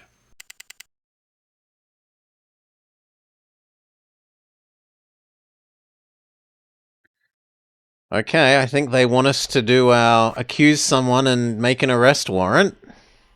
So let's check that out. Where was the info about making an arrest warrant?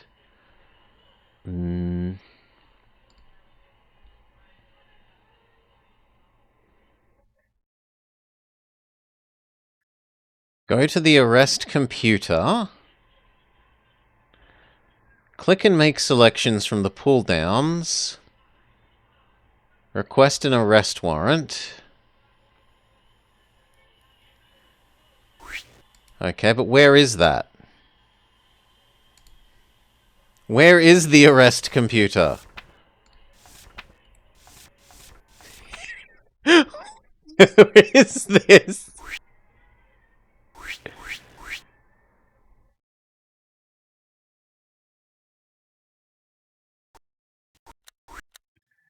Help. Arrest computer, but don't tell me where it is.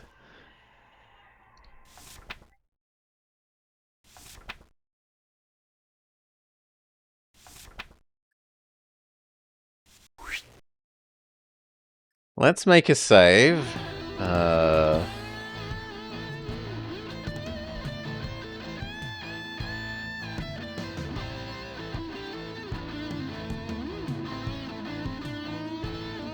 At the station?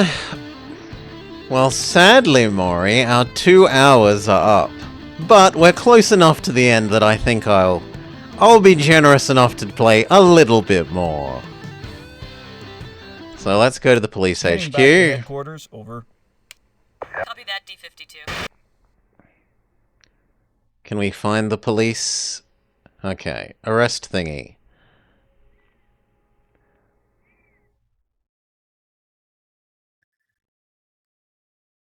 There's 1, 2, 3, 4, 5 that we haven't verified. 1, 2, 3, 4 that we haven't ordered. So, do we think...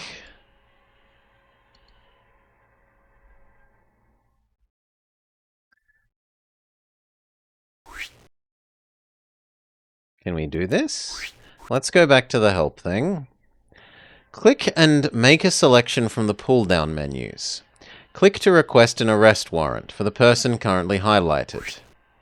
So, who do we think it is? Do we think that it is... The obvious 4, from my perspective, are... Guy whose van it was in, who's fairly obviously been framed, but could be legitimately in guilty. Where was Van Man? McHorse. So the options as far as I'm concerned are McHorse,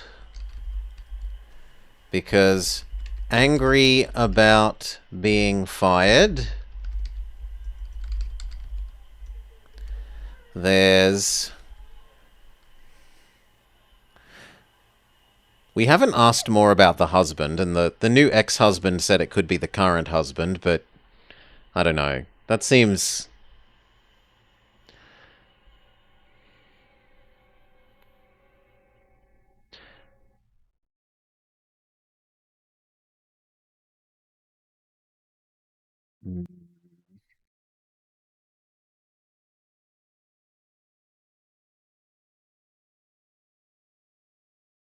Well, it could be him. He was home at the time, so there is some validity to that.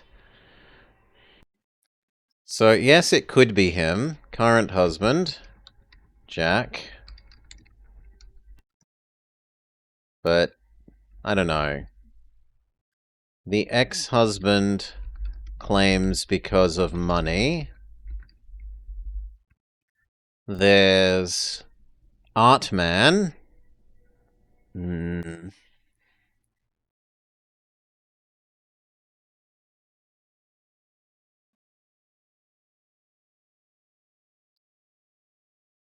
Dressner, whose van was whose van that they claim hasn't been used in 2 weeks, but we've had no way of checking, was outside shortly around the time of the murder.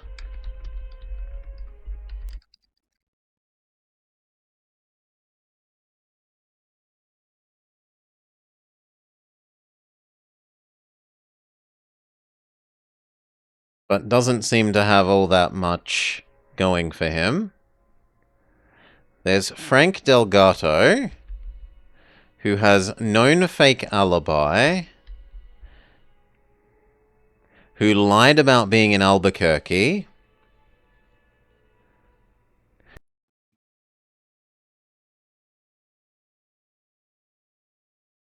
Wait, are they different van people? Oh, no, the other guy said there was a van. Okay. Bless me, my bad. So no, van is... There's no real thing for van. But Frank, van at crime scene, company van, or company van potentially, at crime scene, owed money, angry about being dumped as their art dealer.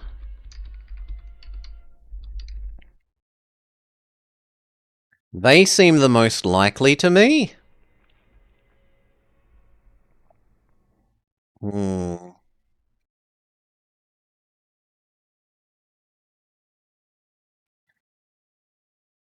The ex-wife was lying about the new guy staying over, but it doesn't seem like... I don't feel like he's likely to be it. There's the nice Sonny Two Feathers with his vest that doesn't really care, and that Indians don't kill Indians. White men do? No. There's Raymond Wolfwalker, who might have done it for revenge.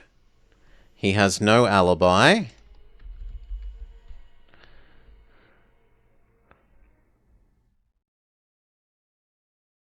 What? I thought he had no alibi. Why does it say verified?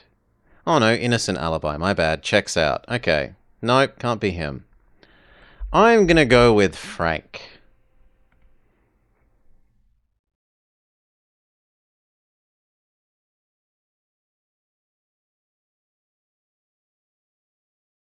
How do I summon the...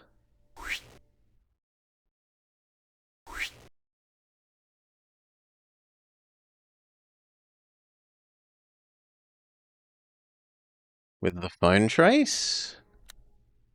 Okay, let's look at our phone trace. Because we need evidence to bring them in.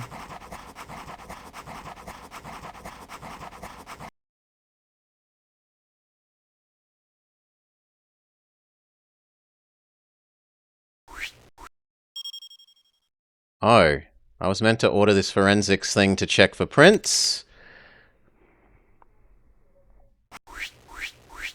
Well, that's my bad.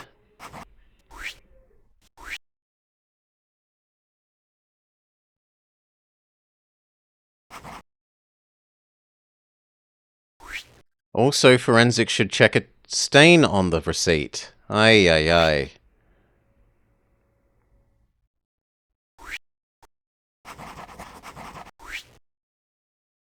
Well, we're out of time, so... Here was the phone trace. And it wasn't to Frank Delgato. So how do I evidence it? I don't have any, like... Evidence.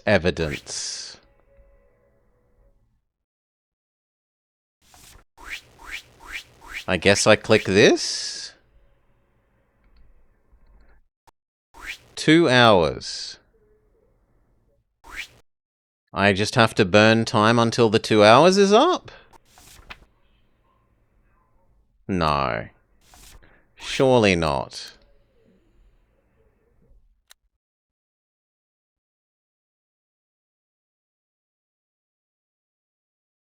Oh, you changed them to suspect here. Okay.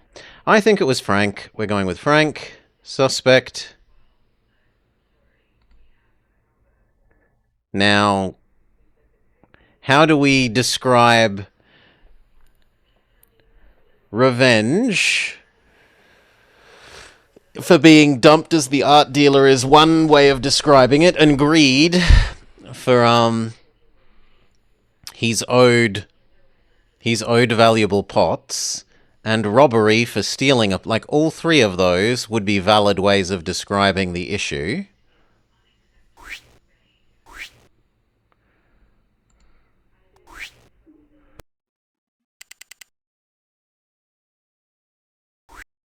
We've got an arrest warrant. And then what do we do with it? D52, the chief requests that you proceed to his office ASAP.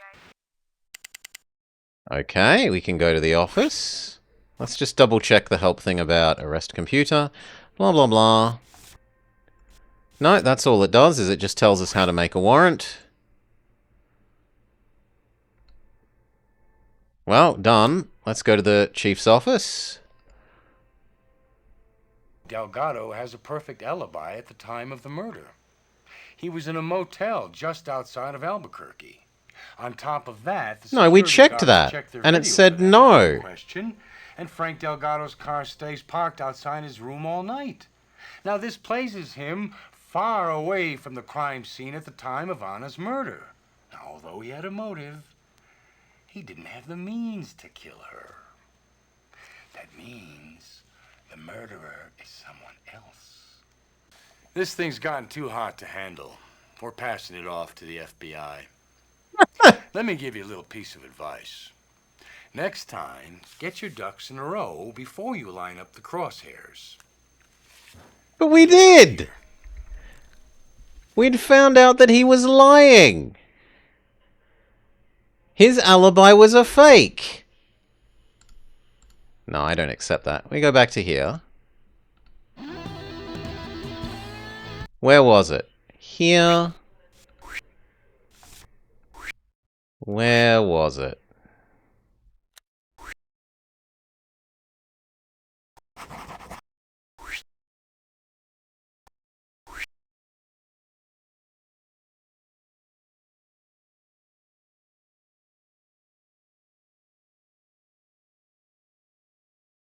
Yeah, him. This.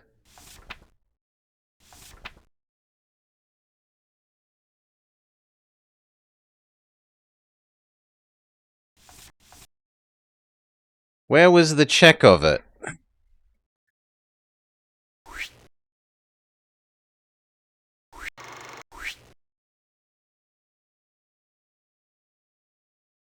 Delgado only wishes he had even half an alibi. See? He insists He doesn't have an alibi. Albuquerque the night of the murder, but there is no record. There is no record of it.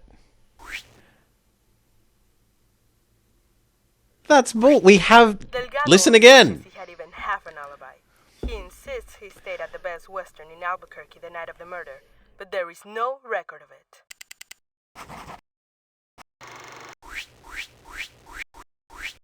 See? So why is our boss telling us that he does have one? Boo! Headquarters, over. Inconsistent game. Boo!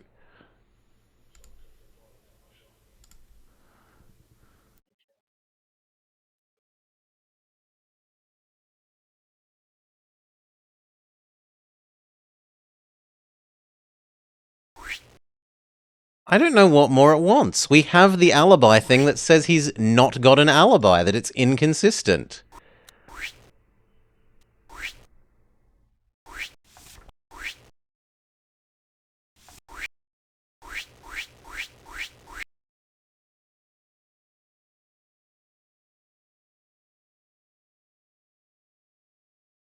Write a strongly worded letter to Activision immediately. Well, if it's not... If it's supposedly not him, even though the next most likely, and I'm not going to brute force anymore, so this is the last go, is... Are we going to go with very obviously set up man? Let's go with a very obviously set up man.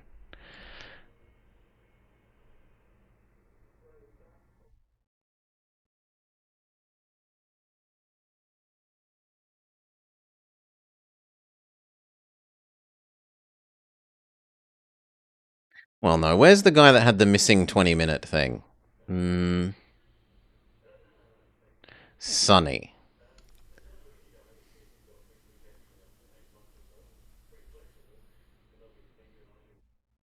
Oh, no, you're trying to... No, I like him. I don't agree with that. I'm sorry. No. On the other hand, that alibi check says there's a missing 30 minutes. It might have to be Sonny McVestface. Fine, we'll do Sonny McVestface.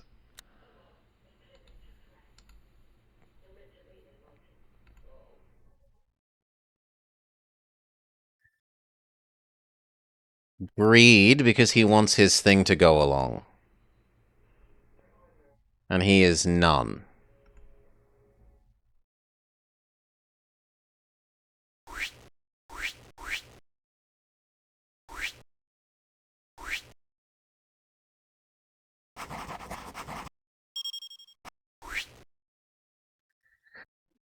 He goes to jail, but the vest is free to go, yes.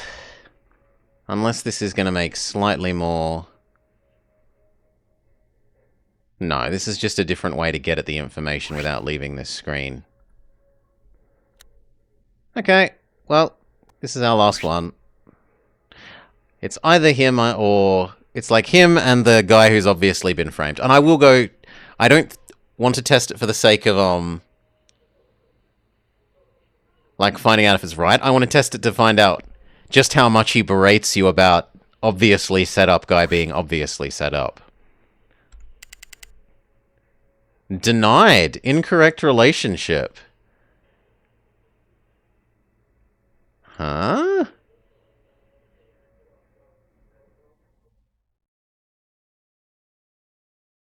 But they aren't anything to each other. Maybe it wants acquaintance? Okay, it wants acquaintance.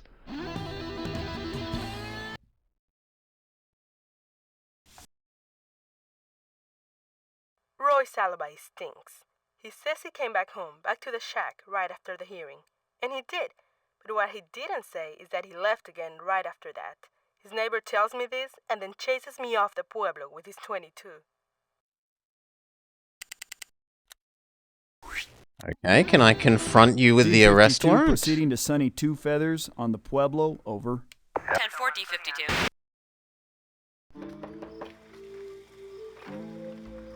We're looking for Sunny Two Feathers. Not here. Do you know where we can find it? I'm not too sure. I think he got a call from Ed Snyder just before he left. Maybe he went over there. Thanks. All right.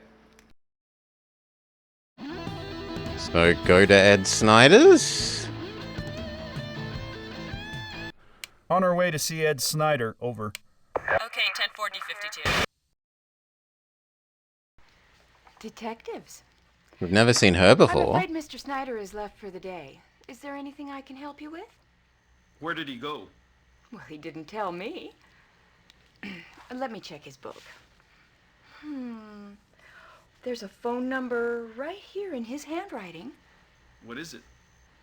555-4385. That's Joe Adata's number. What do you say we go pay Joe a visit? Go to Joe's? Proceeding to Joe Data's residence, over. Copy that, D52.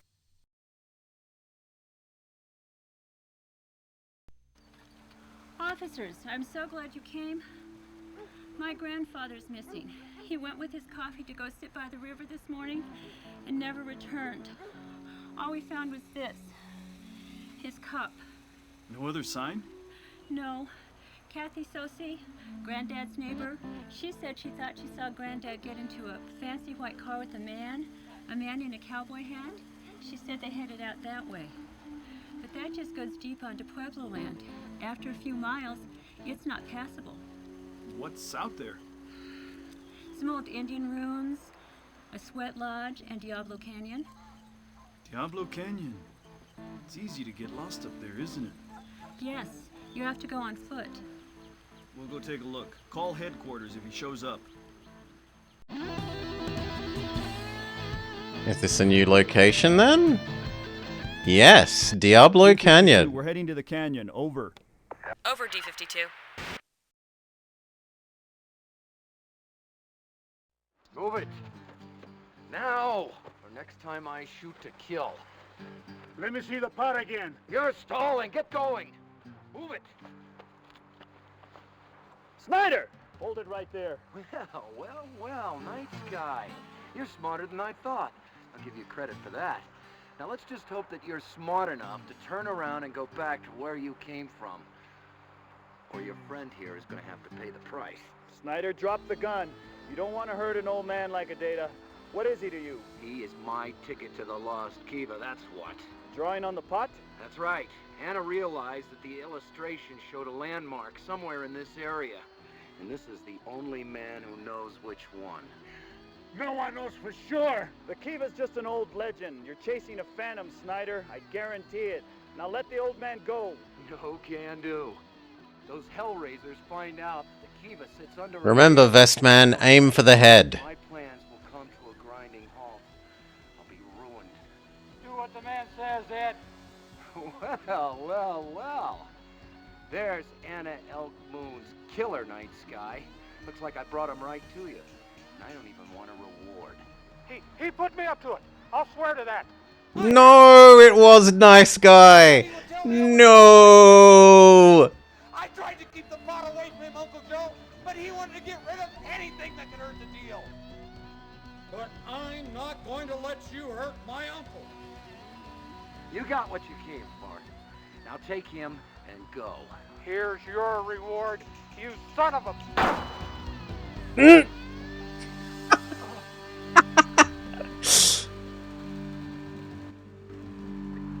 Freeze!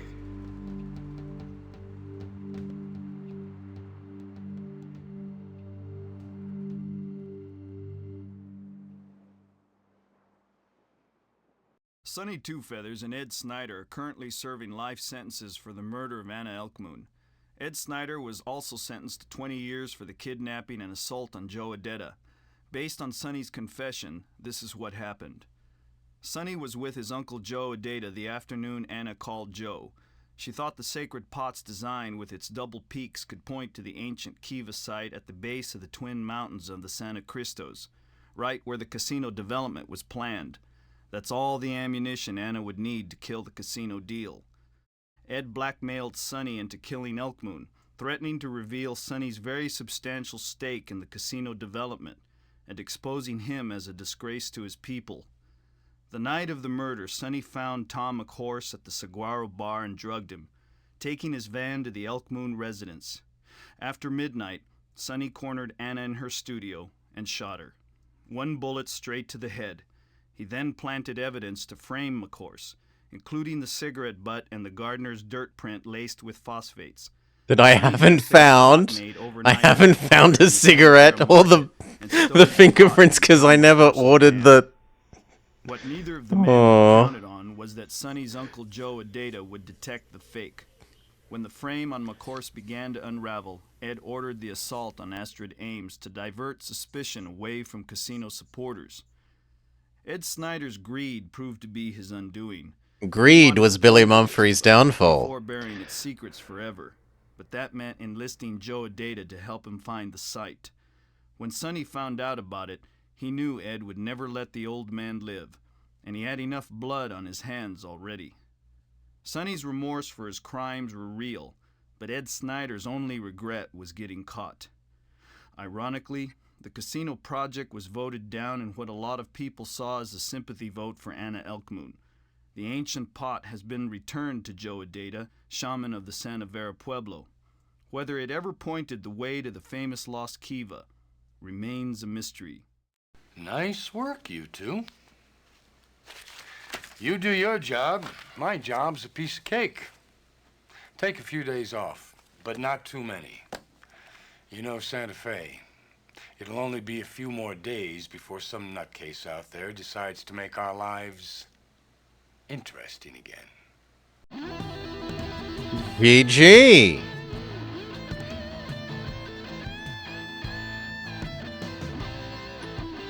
So, after a single being told we're wrong, even though the alibi check clearly says he wasn't in the other state, the police chief says he was. That seemed really bad, but other than that, that one false, true, positive.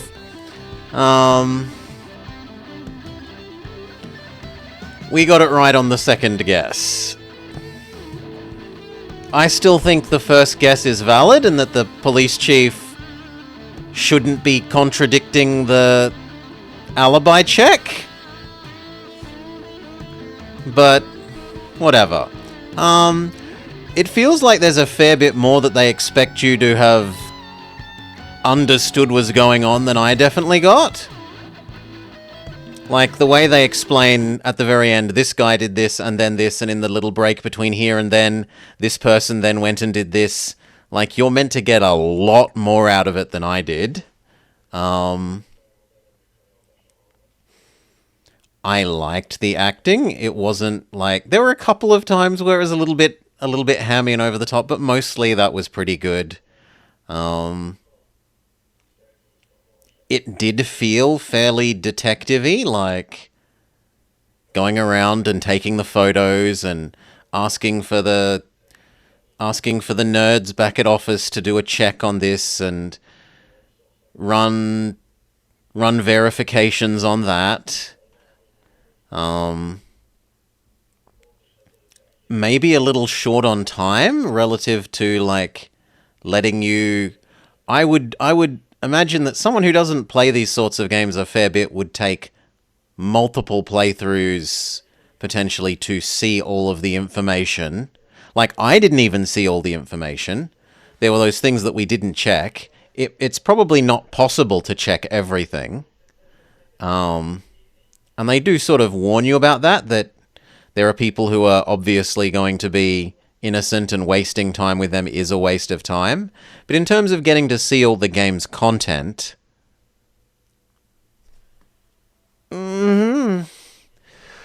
maybe not great that there's a lot of content that you get gated away from you based on the time mechanic. But overall, I like the characters, I like the acting, the story was reasonable enough. A bit cheesy at times, but that's what you expect from this sort of thing. Well done, Maury. Thank you for bringing this lovely game to the channel. I'm certainly not sad I put in the effort into acquiring a completely legitimate copy and working out how to get it to run, which did take a little bit of time. Cheers all. Thank you for joining. I hope you had a lovely time, and maybe Maury will dictate, because this is a series, dictate more of these in the future. We will see.